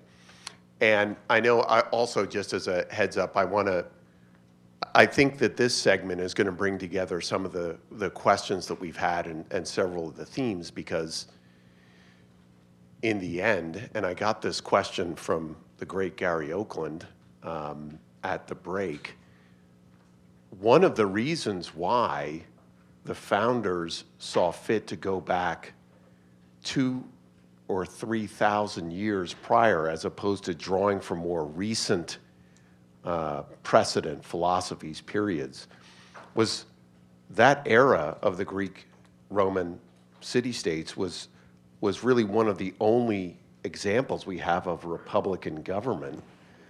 And certainly part of that understanding of republican government was the importance of citizenship. So as a place to start, maybe you could talk a little bit about how the term citizenship, I'm just thinking here for a second. I know, I'm sure many people here understand that the word idiot,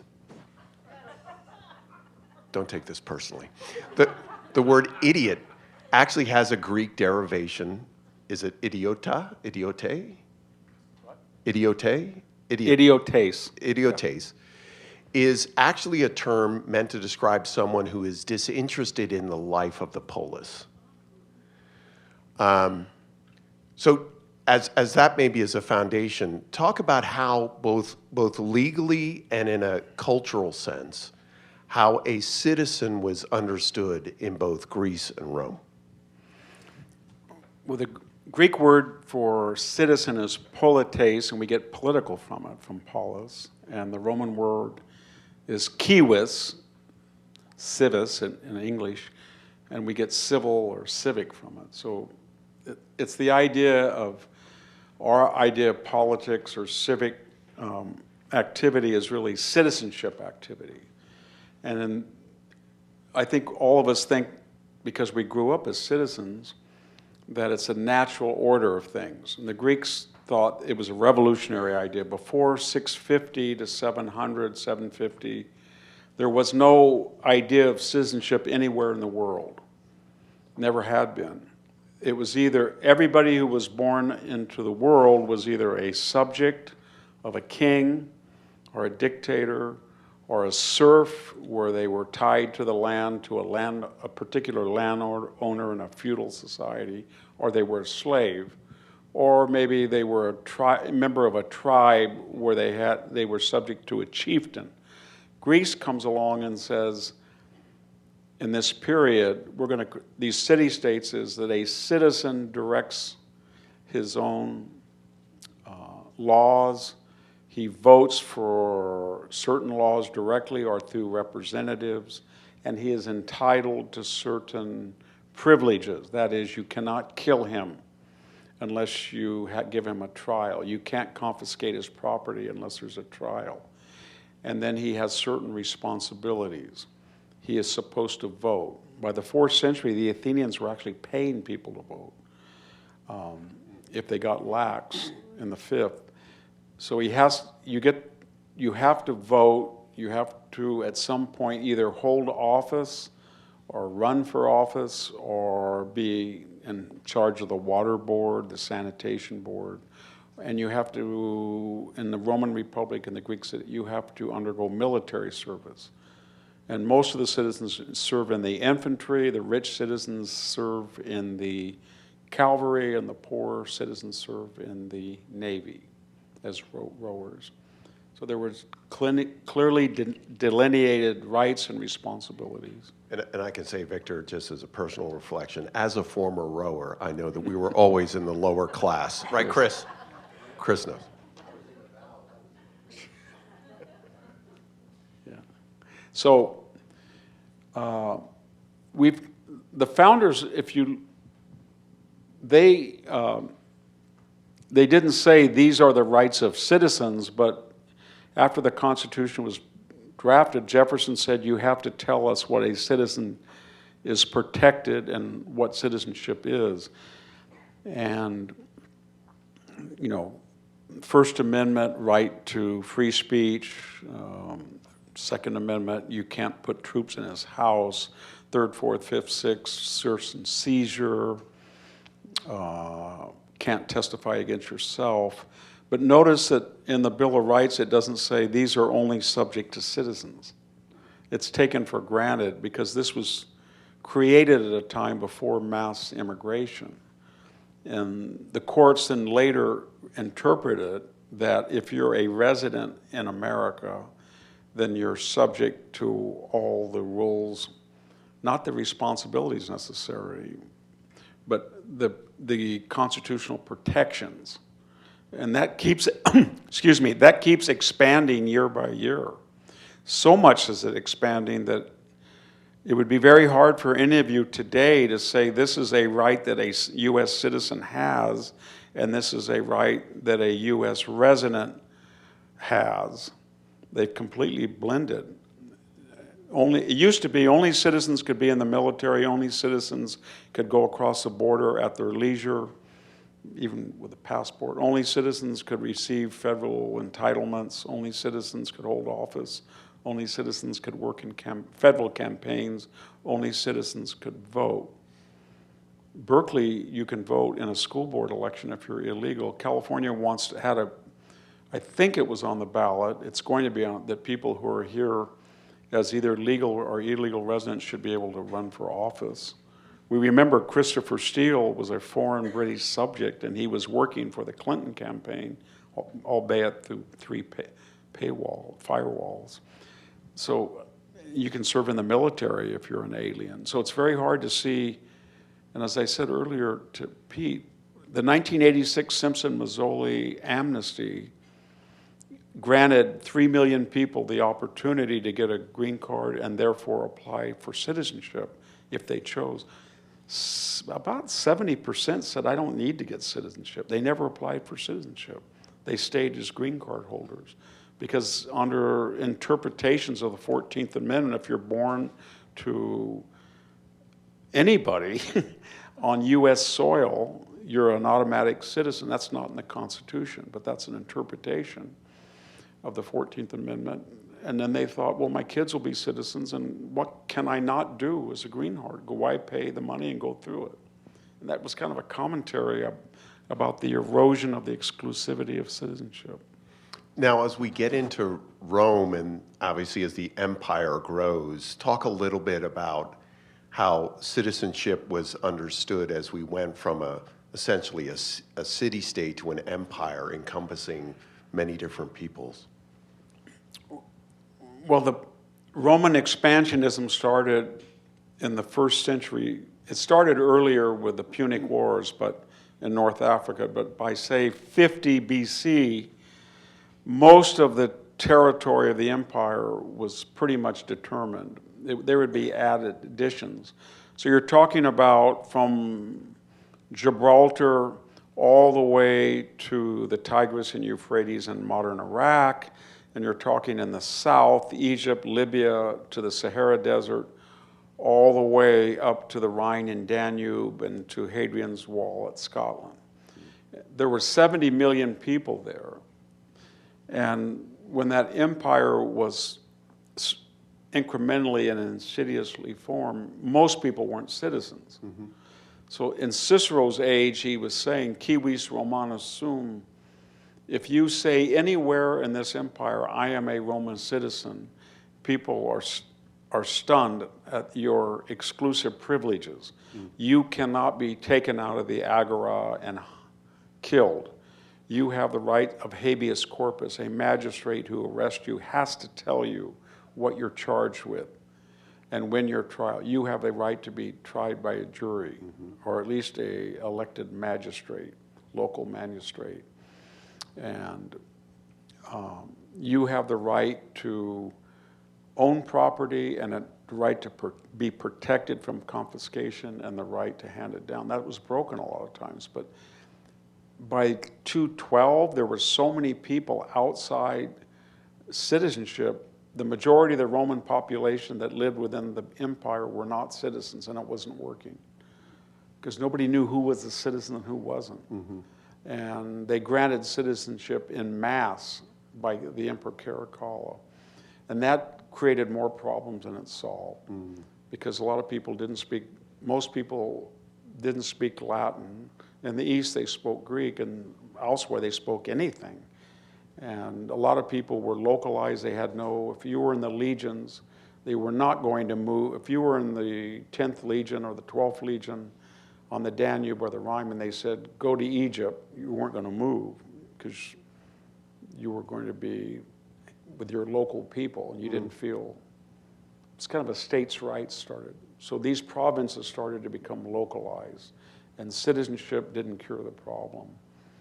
Talk about even the nomenclature. Obviously, there are legal differences, but as we went through the revolution, there wasn't just a transition in the creation of a new nation in the United States. There was also a transition in the understanding of being a subject to a citizen. So talk a little bit about even just the connection to that word citizen and why the use of that term was so important in understanding how revolutionary, if you will, this break from England was. Because in many ways we had borrowed, obviously, much. I mean, all the original settlers were British. But in this, there was a real difference in understanding who they were in relation to government. When I was a graduate student, I made a really stupid statement. I was taking my oral PhD exams, and there was a guy that was my thesis advisor who was a dual citizen of Britain. And I said, I didn't know you were a citizen of Britain. He said, I'm not, I'm a subject. I said, you're a subject? Yes, I'm a subject of the Queen, So That was to be proud of. He was yes, he was very proud of it. Don't ever call a Brit a citizen. So I think people in America, when immigration heated up in the 19th century, citizenship was so exclusive because there was such a dichotomy. If you were you know what I mean, you had certain rights, and the Supreme Court had not necessarily ruled systematically that you had the same rights of free speech. So in the 19th century, if you were an anarchist and you were not a citizen and you were advocating all sorts of things, they were arresting you without habeas corpus and locking you up. And so you get these movies, I think you've all seen them in the 1930s and 40s and 50s, where an immigrant family of the 19th century, they'd come home and say, I'm a citizen now. And you get the impression that it opens up all these doors. But that term, I don't know anybody who says, I'm a citizen. And what I found out, and I'm living in a town of immigrants, and I will be going out to dinner with somebody who speaks perfect English, who's got a job with the government, and she or he will say to me, I'm here illegally. I said, you're here illegally? Yeah, I came at 6. I never got around to it. And I said, are you going to get around? Well, what's the point? And then I start playing this game of what you can do and not do. Well, you can't get a passport. Well, the only where I go, I just want to go back and forth to Mexico. They don't care. And you don't vote. If they're honest, they'll say, I get so many mail-in ballots at my house. Every time I go to the Social Security or disability or zoning, they want my name for a motor voter registration type thing, and they come in the mail, and they get my name wrong. They'll say John X. Smith or Dorothy Hernandez, Dorothy C. Hernandez, Dorothy C. H., and they just mail me a ballot. I think we don't realize how many people are voting through mail balloting. So we've really diminished the value of citizenship. And that's why we've so diminished it that the Trump administration is trying to restore the dichotomy. People are so furious because they're going now looking at the fourth. They're saying now, well, it's not in the Constitution. If you just happen to be, if your mother was pregnant and she came across the border and had you, doesn't mean you're going to be a citizen anymore, because it's not. There's no law, and that was an interpretation of the 14th Amendment that says, if you are born on the soil of the United States, you are a U.S. citizen if your parents are not subject to the rules or the domain of a foreign country. But obviously you are. If you're here from a different country, you can be taxed by that country, even if you're in the United States. But that is so ingrained that you would have a revolution if the administration were to pass a law or have a court ruling that says, if you're born in the United States and your parents are not citizens, you're not a citizen. And that's the way it is in almost all European countries still today, except maybe, I think France, if you have one parent who is not a French person, but the other one is, you can be a citizen. But They brought that up with John McCain when he ran for president, remember? They said he's not a citizen because he was born in the canal zone. Right. To American citizens. And they kind of used it against the conservatives and said, you guys wanted to say that the right of soil does, your use solis does not matter. And now carry it through with McCain, even though his parents were. But the court ruling has also said if you're born in a foreign country and both your parents are citizens, I think you're a citizen. You don't have to apply for citizenship. We've been talking a little bit about some of the legal understandings of citizenship, both in antiquity and at the founding. But of course, there's also this other more philosophical, cultural view of the importance of citizenship and behavior. And I wanted to get your reflections on this, again, the influence of antiquity on the founders. And I want to draw from the Edwin Miles reading, who is a historian.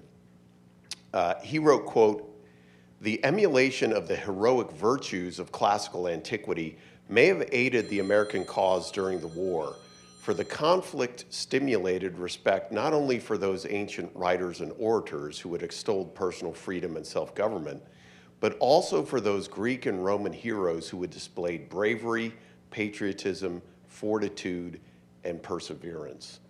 So talk a little bit about those qualities of citizenship, those we've talked off and on and sometimes in passing about the importance of civic virtue, but what is that, how is that, those examples set by antiquity important to the founders? One theme about citizenship is that the citizen has, and it's often faulted by academics, but in classical literature, especially the famous locus classicus, if you really want to know what a citizen should do, you should read the second book of Thucydides' history, the famous funeral oration of Pericles, given on why we're fighting the Peloponnesian War. And he says that all of us need to think about Athens and who gave us the city empire and where they died. And he said, the borders of Athens are the graves of our soldiers. Napoleon took that from him as well. And you need to cast your eyes out at Athens and think of all the people before you and fill your heart with love of the city and swear or vow that you will leave a city more majestic than the one you inherited. The Gettysburg Address has Yes, some of those resonances. absolutely. As well. Yeah. And even to the point where Lincoln says, the success or failure of my speech should not depend on whether I give it. And that's right out of Pericles. He said, whether you are listening or not should not depend on whether I'm convincing or not. And so the point I'm giving, citizenship was viewed as a custodianship. Every citizen was supposed to think, this was not just my house, my family, when I came of age, and this is what it is when I died, but this is my country, its condition when I came of age as a citizen, and this is the status of my country when I died or when I retired, and did I improve it according to my station? I think that's a very foreign concept today. I can't think of very many people. I can tell you that that World War II generation did have it, because I grew up with my father and mother telling me that they lived on these dirt poor farms, and now it was an affluent country. Or, my father. I can remember being chastised by my father because I went to UC Santa Cruz and I came home after taking a class in Cultures of the World or something. And I said, by the way, did you know that we dropped the atomic bomb on Nagasaki and Hiroshima? And he said, I was 3 planes away from the 509th on Tinian. I said, really? So then you must have firebombed Japan. Yes. I said, did you ever think you were a mass murderer? And, I had just come out of my first semester at Santa Cruz. And he said something that I'll never forget. I was a farmer along with your namesake, Victor Hanson. We were on a little farm in Kingsburg. We were minding our own business. The country was isolationist. Some people way over there decided to do something stupid again after World War I. And some people way over there bombed us in a time of peace. And we didn't want to fight, and we didn't have any money, and we didn't have any weapons. And these people had been mass murdering people forever. So they were going to pull us off this little farm, and in 4 years they were going to send us way over to fight these trained killers. And they started it, and we created the machines, and when I'm flying 16 hours back and forth from Tinian, and 1 out of every 5 bombers is blowing up when it takes off because it's an experimental plane overload. And I get over Tokyo for 2 minutes with just enough fuel to drop it. And they have dispersed all of their weapons of war all over small little factories. And we are getting shot down and destroying. We can't stop it, so we use napalm. And we drop leaflets and say, flee. And they are killing 15 million Chinese and Pacific Island. And you're going to come with your snotty little nose back here? And he said, have you ever been in a B-29 for 16 hours with ruptured eardrums and sinus infections? No. So he said, have you ever been behind 250 caliber machine guns when somebody's shooting a 20 millimeter cannon at 400 miles at a dive and see your best friends blown up? I don't need to take this from you. He said that to me. And by the way, who are you named after? You were named after my first cousin that we adopted who was killed on Okinawa, the last day of the battle. And where did you get that idea? And, you know, I don't know where I got it, but it vanished within a nanosecond. But his attitude was, we came into this and we left you guys the post-war order. And your enemies were vanquished, you were preeminent, and you guys at Santa Cruz, what have you done so good to the world? You know, what did you do? You inherited a vibrant economy, not the Depression. You inherited the United States with power. And as he said to me, I don't even want to repeat it, but he said, I took you to the dorm the first day. And what did I see at the UC Santa Cruz dorm? First thing I saw when we walked to your room, your first day, there was a sign that said marijuana, $5, hashish, LSD, right on the dorm wall of one kid. Second thing is, we used your co-ed dorm restroom, and I came back and I said, Victor, there's 2 people fornicating in the shower. That was what you gave us. And then I leaned against the wall, and there was a big picture of Che Guevara, and I almost fell in the wall where drunken kids had punched holes in the sheetrock and hit it with posters. That's what you gave us. And so he said, I don't think you're a very good steward, and you shouldn't judge anybody until it's all over. And the older I get, I think he was right. I do. That our generation I've never met a generation that was so full of themselves, and yet so little measured up to their rhetoric. It really is. This understanding of citizenship as stewardship is one that I think certainly derives from antiquity. It's something certainly missing today, the focus on rights versus responsibilities, and again, the importance of preparing not only citizens but leaders who are able to ask and demand of that. One wonders whether, if the conditions of a World War II were to rise again, whether we'd be ready for that.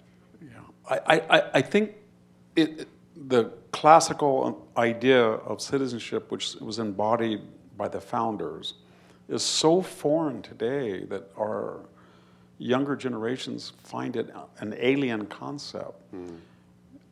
And this idea that you don't have to be perfect to be good is a very foreign idea. They demand perfection. They look back at history and they don't see tragedy. they look at the westward expansion in covered wagons and they don't ever think, wow, these people were dying of diphtheria. They had glaucoma, were blind, they had nothing, and they were risking everything. And they created a culture where everybody wants to go to, but now all we say is they were white racists taking indigenous people. They have no idea that the indigenous people were no better. I mean, they were fighting and killing each other like crazy. But we have this idea that they had classical citizenship says we don't have to be perfect to be good, and we have to be better than the alternative. And that's about all you can do. It's a very modest idea, but it's actually quite difficult to do. But America pulled it off. But this constant idea in the university and the popular culture, you had slavery. Every society had slavery. Only the West eliminated it. It still exists in places. You were racist. I went to a school where there were, I think, 2% of the population were so-called white. And I heard every word, the N-word, every word, from people who were not white about others.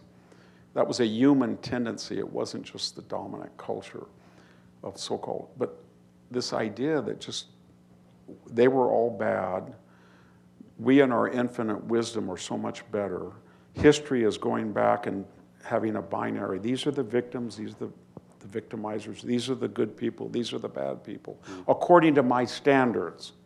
But of course, I couldn't go back on a covered wagon and survive one day, but I can judge the people who did. Columbus was a racist, an idiot, a horrible person, but of course, I would rather live in California than I would in Peru, or I would rather live in California than Uganda, but still, discovering this and bringing this culture was evil. And if you put me on the Nina or the Santa Maria on the high waves of the Atlantic with no idea where I was going, I would last about 2 seconds. But nevertheless, I'm a morally superior, brighter person than Columbus. And that's pretty much sums up today's college student. It really does. And when you try to correct them of that idea, racist, xenophobe, nativist, this is why it's so funny to watch Trump, because he has these archaic ideas that people, they just don't, that's not so much they hate his idea, they're bewildered by them. Right. When he says, well, I just want to tell you, I came from overseas and now we are widely respected. And everybody thinks, well, what does respected mean? Who would want to be respected? The president, what does that mean? That's the attitude of the people. And he said, people think we're now a very powerful and influential country. Well, why would we want to be powerful, influential? I mean, these are archaic concepts to this generation. Yeah. But he's kind of he's leapfrogged generations back to this classical founding idea that it's better to be respected, it's better to be influential, it's better to be powerful than weak. Yeah. Or just one of many. It's just so antithetical to the Obama idea when they said, you think America is exceptional? Well, it is in the degree that the Greeks think they're exceptional, and the British, everybody thinks they're exceptional. But don't you think we're exceptional? We're different. Everybody's coming here. But it's going to be very hard to go back to that classical idea, given the decades of modernism and postmodernism. So I want to open it up for questions, get a little bit earlier in this segment into the questions, but I have a kind of a lightning round question for you.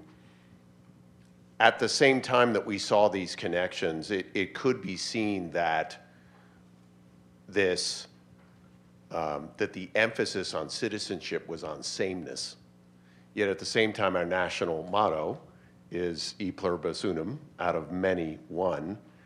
And we had this example that the founders actually wanted to avoid in some ways of Sparta, which was much more of a militaristic kind of single ethnic culture that they wanted to avoid as well. So I wonder if you could talk a little bit about this understanding, again, somewhat derived from Rome, as an understanding that citizenship was not necessarily directly in blood, if you will, but it could encompass broader cultures, whereas Sparta was seen as much more of a militaristic idea of citizenship. I don't think anybody in antiquity or the founders thought diversity was good. They thought unity was good, unity. And that's what e pluribus unum is, not ex uno plures, from one many. That's the salad bowl of today. But originally it meant from all these different colonies becomes the United States. And then it was expanded and reinterpreted from all these different immigrant groups comes one culture. And so our traditions are multiracial, they're not multicultural. We are enhanced by Mexican food, not the Mexican Constitution. Caribbean music, not the Caribbean idea of women. Art from China, not the Chinese idea of government. In other words, we have our core values that we want to preserve, and we want to teach immigrants to be unified with it, but we understand on the periphery, the United States is a multiracial society now, and it can be enriched by food and culture and art, but you don't dare tamper with the core, because if you did, there would be no reason for anybody to come here. So when Ilhan Omar says that this is a trashy country and dictators are worse than they are in Somalia, and you need to make these changes, then you would say, well, you came to this country that was antithetical to Somalia. Why would we want to change it? Or AOC's parents from Puerto Rico, or Rashid Tlaib from the Middle East. No one ever challenges that to say, well, why would you come here and want to tamper with a system which created so much prosperity and security and legality and freedom that you want to be a member of it? Because you obviously didn't have it in your own place and you voted with your feet. Well, if you say that, it's considered xenophobia, but it's true. And so you want to keep the core, and the countries that are multiracial and they are multicultural and they try democracy fail. I mean, India and Brazil are big nations like us. They have a lot of different race, and they've had a big problem creating a non-caste, non-racial core unity government of values. And so I think that's what people forget here, that it's very easy to tear things down and separate. It's very hard to keep unity. But that's what the classical idea was, that in Rome, you were going to have, even during the empire, you were going to have emperors from Spain or from North Africa, or you were going to have people from Dalmatia, but they were going to reflect the Italian agrarian ideas of the Republic. Maybe not in the government sense, but in the ethos of living. And they were able to pull it off for 1,000 years, the Republic and the Empire. But if you don't believe that the United States is exceptional, and you don't believe that everybody has a common bound and loyalty to the Constitution and the way of life, and they have a belief that they, even if they just arrive here, that they see a culture that they want to prove and hand off to their children, then there's no reason for it to exist. And history says, well, if you don't think you're better than the alternative, you won't be there very long, and we'll replace you with something else. And that's happened all the time. And you won't want to pass it on to those who follow. You won't want to pass it on. I think every time, maybe it's just age, I hear from a lot of people when I walk around or talk, or I get letters or stuff, it's mostly from the baby boomer generation. They said, I'm worried about my grandchildren. I hear that all the time. I don't hear it from young people. I got to make sure that I develop and work on this society so my grandkids can inherit it. Maybe that's youth, but there's a great feeling of worry in the baby boomers that they were not able to persuade the majority of baby boomers to improve and make the country safer, stronger, fairer than the alternative. And the left thinks they have. They really do. Well, we got the civil rights movement, and we did this, and we did this, and we didn't pass. Yes, they did legally maybe, but I don't think morally or spiritually they did. Let's open it up to questions to close us out here. We've got about 20, 25 minutes. Yes, Gary. You mentioned, Washington with virtue and succession. What did, Washington know of the philosophers or ancient Greece and ancient Rome? How did that influence them or get to him? Well, I think if you compare him to Hamilton or Madison or Jefferson, very little. But he, being a founder, first president, and commander of the Continental Army, was surrounded, and a surveyor and a veteran of the French Indian War. He was surrounded by, he was a Virginia planter, very wealthy. He was surrounded by people who were, he was educated in the classics, but he didn't have that erudition, but he was imbued with that spirit by osmosis. So he would have read Plutarch's Life of Pericles in English. And, Parson Weems, at all those little Washington stories that we all go cherry tree, that was to reflect that he had a classical morality from the very beginning, never tell a lie and all of this stuff. So he was classically minded, put it that way, but he was not a student of the classic. I think on that note, too, one of the things we haven't talked about in the segments is the influence of the Epicureans versus the Stoics. And in many ways, Washington is seen as the American Stoic in so many ways. Yes. Talk a little bit just about the Stoicism and the Stoics and their influence. Well, in antiquity, very quickly, there were 4 philosophical schools: the Lyceum of Aristotle, empirical investigation, systematic thinking, science, philosophy, mathematics, holistic. And then there was Plato's Academy, and that was more religious, spiritual, where do you go after you die, transmigration of souls, etc. This is kind of a bastardization. And then there were 2 other later schools. The Garden of Epicurus, that was a school in Athens, and the Stoa of the Zeno and the Stoa, and those were the Stoics. That was named after the colonnade.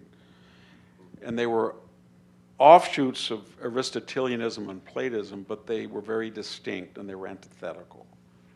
So the Stoics said, I cannot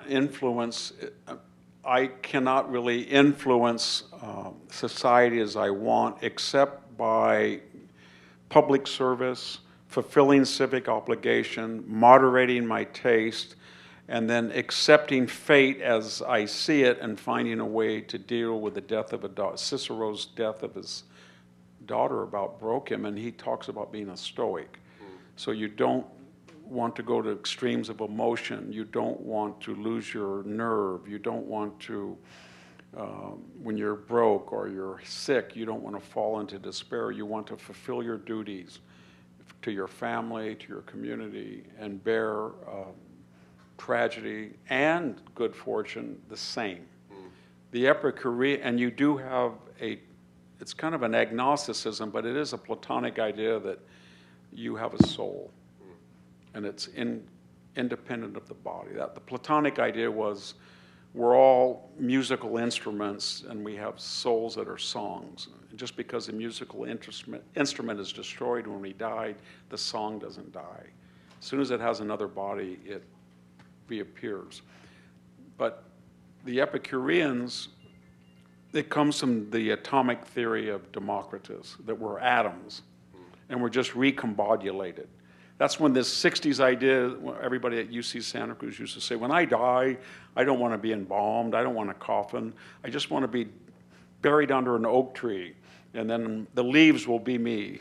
You know what I mean? Everybody said that in the 60s. Well, that was the Democritus theory, that there is no God, but if there is eternity, it's your atoms will be recombobulated forever, and I'll be a leaf of a tree, and then it will rot, and I'll be part of the minerals in the soil, and then I'll be part of a wheat stalk, and then I'll be part of a cow, that kind of craziness. But in that idea that there is no heaven or Elysian fields, it's here and now. And then the Roman version of Epicureanism means that it was taken to an extreme, a caricature. Lucretius is the best that we have of Epicurean. He wrote a long poem called De Natura Deorum. And what he's saying is that there is a reason that your senses have things that are good or bad. When somebody pokes you with a sword, it hurts, because that's bad to be stabbed. When you eat a big meal, or you have sex, or you're drunk, it feels good. That's for a reason, because it is good. And therefore, the critics of Epicureanism sort of said, we get that word in English from eating. He's an Epicurean, he's a connoisseur of food. But the caricature is Petronius' Satyricon, where they're all at a banquet and they're eating themselves. Then they go into the vomitarium and vomit, come back, eat, and they don't have pornographic films in the ancient world. In Rome, they just would have slaves come in on table and commit sex acts in front of everybody. Or we get the orgia as a Greek word that the Romans used for orgy. So they were caricatured very quickly by the Roman aristocracy that these are upstart perverts, and they've given over themselves to the appetites. And they think it's not, it's just a way of rationalizing surrender to the appetites. But if you look at the original Epicureanism, it's a little bit more philosophical than that. Other questions? Yes, go. I've encountered a lot of that from younger people at Stanford, some males. There's not very many conservative faculty at Stanford or even at the Hoover Institution necessarily. So we get a lot of students that come in and want to talk. And I found two types, some positive type, and they always they're infatuated with Rome. You know what I mean? They ask about the Roman legions, and their view is there's old Roman virtue, Stoics, and we have the right system, but we have the wrong people. And we've been sold a bill of goods by 60s radicals, and I want to get back to, and I see it in women too, I should say. We want to get back with marriage vows and 3 or 4 kids and a place in the country and clean living and church going, you know what I mean? And they think if it's not the fault of the system, it's the fault of an affluent, spoiled, and I'm sympathetic in a lot of ways to that. Then there's the other side. And they feel that the United States is a mongrel society, and there is no unity. And the original Judeo-Christian, and I'll be frank on the right, this is a very small group compared to the other group, but the Judeo-Christian European ancestry legacy has been overwhelmed.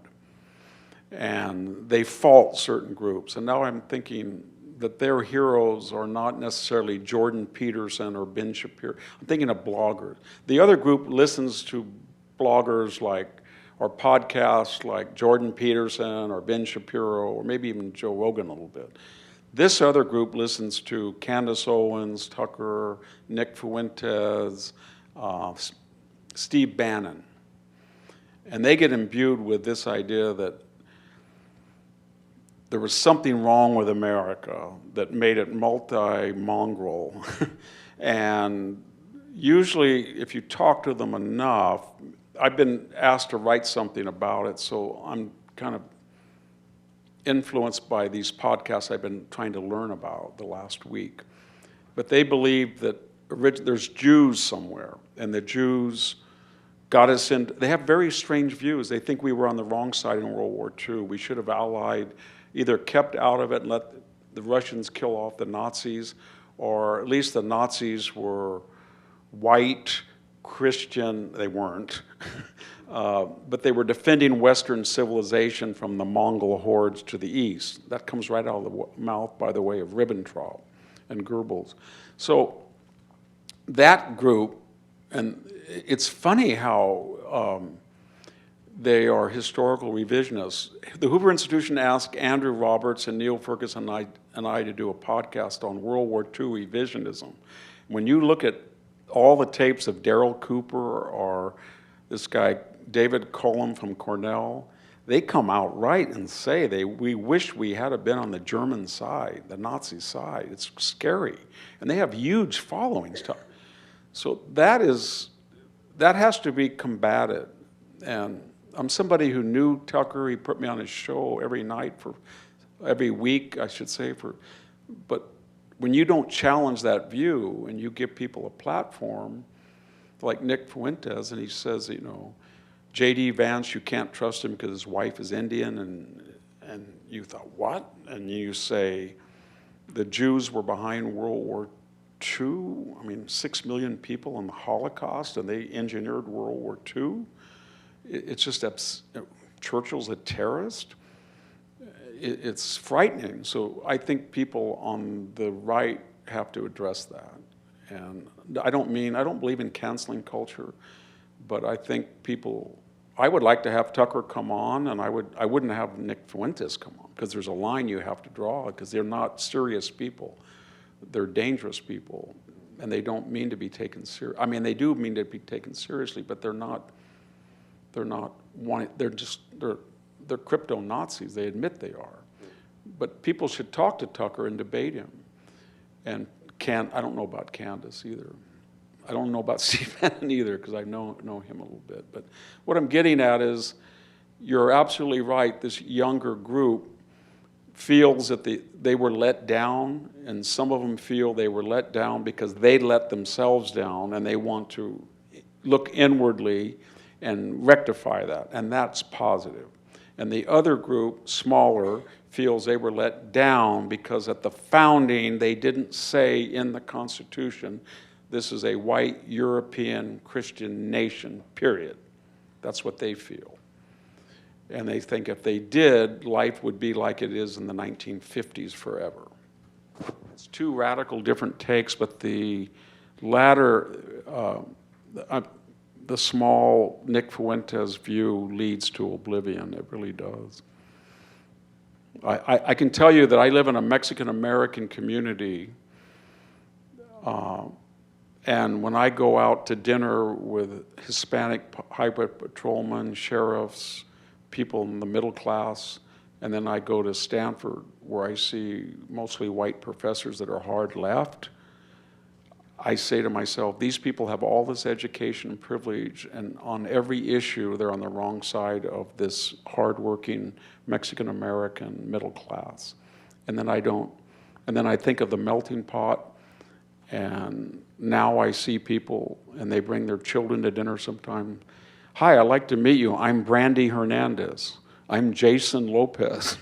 I'm Derek Hernandez. It's the melting pot in action.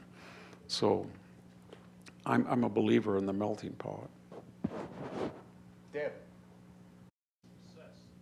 Well, as I said, it's not a natural concept. The Greeks understood that it was an aberration, what they were creating, and so it had to be inculcated and reinforced. When I was in first grade at Jefferson School, there were 4 of us who were not Hispanic. Every morning, Mrs. Whiteley picked one person. They had to carry an American flag and walk the circumference of the room, and they had to sing a different song. God Bless America, and she taught us, there was about 6. My Country 'Tis of Thee, God Bless America, America the Beautiful, Star Spangled Banner. And then we would grade that person on how well they walked. And then we had a speech therapist come in, and she said, we're all going to be successful citizens. We're going to speak the King's English. We're going to be better taught than the kids in San Francisco. So repeat after me, I have a stick-shift Chevy. And everybody except 4 of us said, I have a stick-shift Chevy. No, you don't. You have a Chevy, not a Chevy. And she wasn't, and today she would be fired, but her point was to make the immigrant population competitive by speaking everything. We had the pictures of all the presidents on the walls, every president. We had to give book reports every day about famous baseball, Lou Gehrig, Babe Ruth. We had to know the famous battles in 5th grade. I remember I had to do the Battle of Shiloh. People did the Battle of Gettysburg, Okinawa. So the idea was if you don't do that, people are going to revert to their own self-contained tribe. They're going to go back and be tribal. I'm only interested in black history, Asian history, white history, Hispanic, and that won't work, and it has to be artificial. But I think he's also asking a question of identity. So when Dan says, I take my identity as an American citizen to be very significant, if not all important to me, to what degree would a Greek or Roman citizen say, because I see myself as Greek or Roman? Well, see, that's, if you're interested, there's a speech by Cicero called Pro Archia Poeta, and it's about a Greek poet. He's Greek, he's not Italian. This is during the Republic. And Cicero says, this man is a citizen, and you're trying to take his citizenship away because you think he's Greek and he has bad friends. And I'm going to prove to you not only is he a citizen, but he's an exemplary citizen because he enriches us with his poetry and knowledge, even though he's Greek. And what he's saying is, his tribe is incidental, not essential to him. What is essential to him is civis Romanus. I am a Roman citizen. So that was what Teddy Roosevelt kept saying as when he talked about enemies of the melting pot. He said, I'm so sick of hyphenated Americans. He wasn't talking about African American, Hispanic American at that point. He was talking about German Americans and people who were saying they were Irish or Italian Americans. And he was trying to say, it won't work. In a multiracial society, it will not work to have a hyphenated class. It just won't. And you have to speak up against it. I would have been fired at Cal State Fresno, I think I said that the other day, except we had a Hispanic dean that I loved the guy. And I had a student who every day in classical literature said, as a Latina, I don't relate to the Odyssey. Okay, read Thucydides. I don't think Thucydides speaks to Latinas. And I said, I am so sick of that if you say that one more time, I'm going to mimic you. So she did. So I said, well, as a white male Swedish American, I can't relate to your question. And she said, what? And I said, I can't relate to any of you because I don't see any white male Swedish Americans that respect my unique culture. I am the ancestor of Leif Erikson, Alfred Nobel, you name it, the Vikings, and nobody understands how unique I am. And I kept saying that all class. And so she went to the dean, Luis Costa, and he said, Victor, Victor, Victor, what have you done now? And he said, you're the luckiest man in the world because I'm not going to fire you, even with your tenure. But you can't do that. I know what you mean. I agree 100%. But shut your back mouth and don't have me waste my day with people who come in my office with stupid questions. So he was really good, but my point was I was trying to shock the class not to do that. And they never did it after that. We have time for one more question here. Yes, ma'am. The All In podcast. What were they saying? Yeah. So, but the All In podcast is this tech podcast where it's obvious that many people in Silicon Valley who, and you kind of alluded to this before, who are on the left have now, to borrow a phrase, have been mugged by reality, it seems, and are moving more to the right.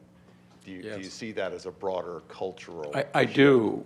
I think a lot of them are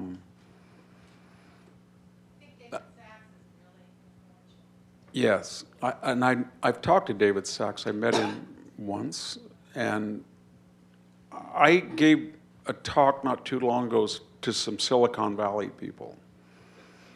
And I said, when Stanford University dropped the SAT, it's now reinstated for 5 years. And when they went to a DEI and separate dorms based on race, separate graduation, They ran Judge Duncan out of the law school. And they admitted people in repertory admission, so there was only 9% white males let into Stanford out of a population that's 33%, 34. And that meant the faculty were saying off the record, if you say you're Stanford University and you were from until 2020, you were the best university in your arrogant self-esteem because you let in the top students and you had the hardest classes, and therefore you could say, I, Kiwis alumnus Stanfordos, I am a Stanford alumni, I am, and people believed it, but if you take away all that, then the faculty says, well, I can't offer the most demanding, rigorous classes in the nation. I either have to make new classes for the new students that didn't have the grades that the old classes were based on, or I have to dumb down the class, or I have to do what Stanford and Yale do and give 80% A's. So I was saying this to this group, and I said, maybe someday you won't want to hire somebody. And this tech baron said, where the blank have you been? What do you think we've been doing for 4 years? We prefer Southern Methodist, Georgia Tech, Vanderbilt, where there is an SAT and where people have competitive grade point averages adjudicated for admission. And when somebody comes to Stanford, we know what they're going to do. They're not going to be trained to read and write as well if they've graduated in the last 5 years. And they're going to go straight to HR and complain that they're not treated fairly. And they're going to file complaints, or they're going to come in and try to have a petition. And we're sick of them. So we are not going to repeat this in this room, but we hire now people from Southern or Midwestern schools because they're trained better. And that started both from the donations from the donors that went down and the public backlash and the Silicon Valley. That affected Stanford. And they're now in a crisis mode because they understand that a person who graduated from Stanford University in 2023, 24 will not be as well educated as somebody with a less impressive. And it shocked them. And I don't know if they're going to make the necessary corrections, but the Silicon Valley was very positive because these guys said, we bought into the left-wing narrative, and then we noticed that we created monsters in our own. That's what Mr. Andreessen said. I can't recognize my own employees. They want to destroy me, who gave them their jobs. And then he also said, I don't want to have a Joe Biden person come in who doesn't know anything about tech and say, you're going to do AI and you're going to do that, and you're not, based on our campaign contributions or who we know. I would rather have a crude person like Donald Trump come in and say, I don't care who does it, I only have one requirement. You make as much money and as much product, and you make America stronger and famous, and we dominate the entire world. And my job is going over to Europe and making sure the Europeans don't take your money or have censorship, and I promote your product. And they said it sounded corny, but we'd prefer that and that's what's happened. And so just, it was a very, I'll just finish by saying very quickly, that's what, believe it or not, FDR did that won the war. He said, when the war started, they were going to do a New Deal thing. We're going to tell you do bombs, you do. And people came to him and said, it's not going to work. So he got William Knudsen, the head of GM, War Production Board, and War Munitions, and he got Henry Ford and Henry Kaiser and the head of DuPont, and he got them all in a room, and he said, basically, I don't know anything about war production. You can make all the money you want. All I want you to do is I want 100,000 planes, and I want them the best in the world. I want 100,000. They're going to be the best. And in 4 years, they made a fortune. And they did a lot of crazy things. They tore swaths of Alameda and Michigan for factories. And they built the New Mexico nuclear village. They did everything.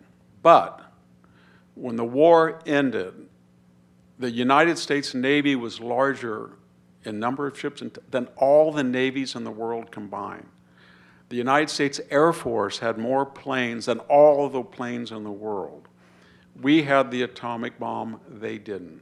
We won the war, and we only lost, it's tragic, 450,000 when Russia lost 20 million, China 16 million, Germany 5 million. It was an amazing achievement. And when you look at the quality of their ships, we made the best carriers, we made the best fighter planes, it was just phenomenal. But he turned them loose. And I think has been very influential. When I've talked to people in the administration, they have used that model, and they are appealing to the patriotic natures of a lot of these tech barons, especially in the defense industry. They're saying, you know what, I'm not going to continue this monopoly of General Dynamics, Lockheed, Raytheon, etc. I'm going to turn it loose with Anduril and all these small companies, just make the cheapest, best, most plentiful weapons in the world and dominate the enemy. It's really an exciting time to be alive, I think, because we're enlisting these very brilliant people that we thought were total cynics and almost anti-American, and they turned out that they're becoming some of the most patriotic people in the world. Well, I can't think of a better note to end on. Please thank our speaker. So, just in conclusion, I wanted to thank you all for making the time this morning. I hope you've enjoyed this conversation as much as I have. In many ways, for those who are not students here, this has been a window into the kinds of classes that we offer at the School of Public Policy. This is a commitment that we make to our students to understand that as they graduate, they become the stewards of this country, of their community, of their states. And that's something very much a part of what we're doing here at Pepperdine. And so I'm very grateful to you, Victor, for this time. I also want to make a note, because I know somebody who's going to be, and we've audio recorded this, you're all going to be supplied with this recording, and it now becomes your responsibility to share this with others, an incredibly valuable lesson. But Victor serves as our Giles O'Malley Distinguished Visiting Fellow here. And I know one of the listeners to this broadcast will be Terry Giles, who is based in Houston. But it was Terry that approached me to say, I want Victor Davis Hanson teaching your kids at Pepperdine. And it's Dennis Prager once said that there are different levels of engaged citizenship. There are those who are in the front lines making the policy, running for office, doing those things. And then there are those who are supporting those who are doing it. And Terry, as well as some of the people in this room, are the people who are supporting the mission of what we're doing at the School of Public Policy, whether it's scholarship support or endowed professorships or those kinds of things that we're doing here. And so if you or you know those who want to promote this kind of programming, aren't you jealous of our students who get a chance to learn from people like this? It's very important to what we're doing here at Pepperdine. And so I welcome that conversation. Kevin Royce is here, our Vice Chancellor. If you'd like to learn more about supporting the programs that are uniquely here, as blue a state as we are, we're here and we're not moving. And so the importance of what we're doing to promote these kinds of values in education for leaders, not just in Washington, D.C., but also right here in California, this is what we're about here. So I welcome that conversation as I thank those in this room who've been supporting our good work. So God bless you all. Have a great rest of the day and weekend. Look forward to welcoming you here back for our next program. Thanks.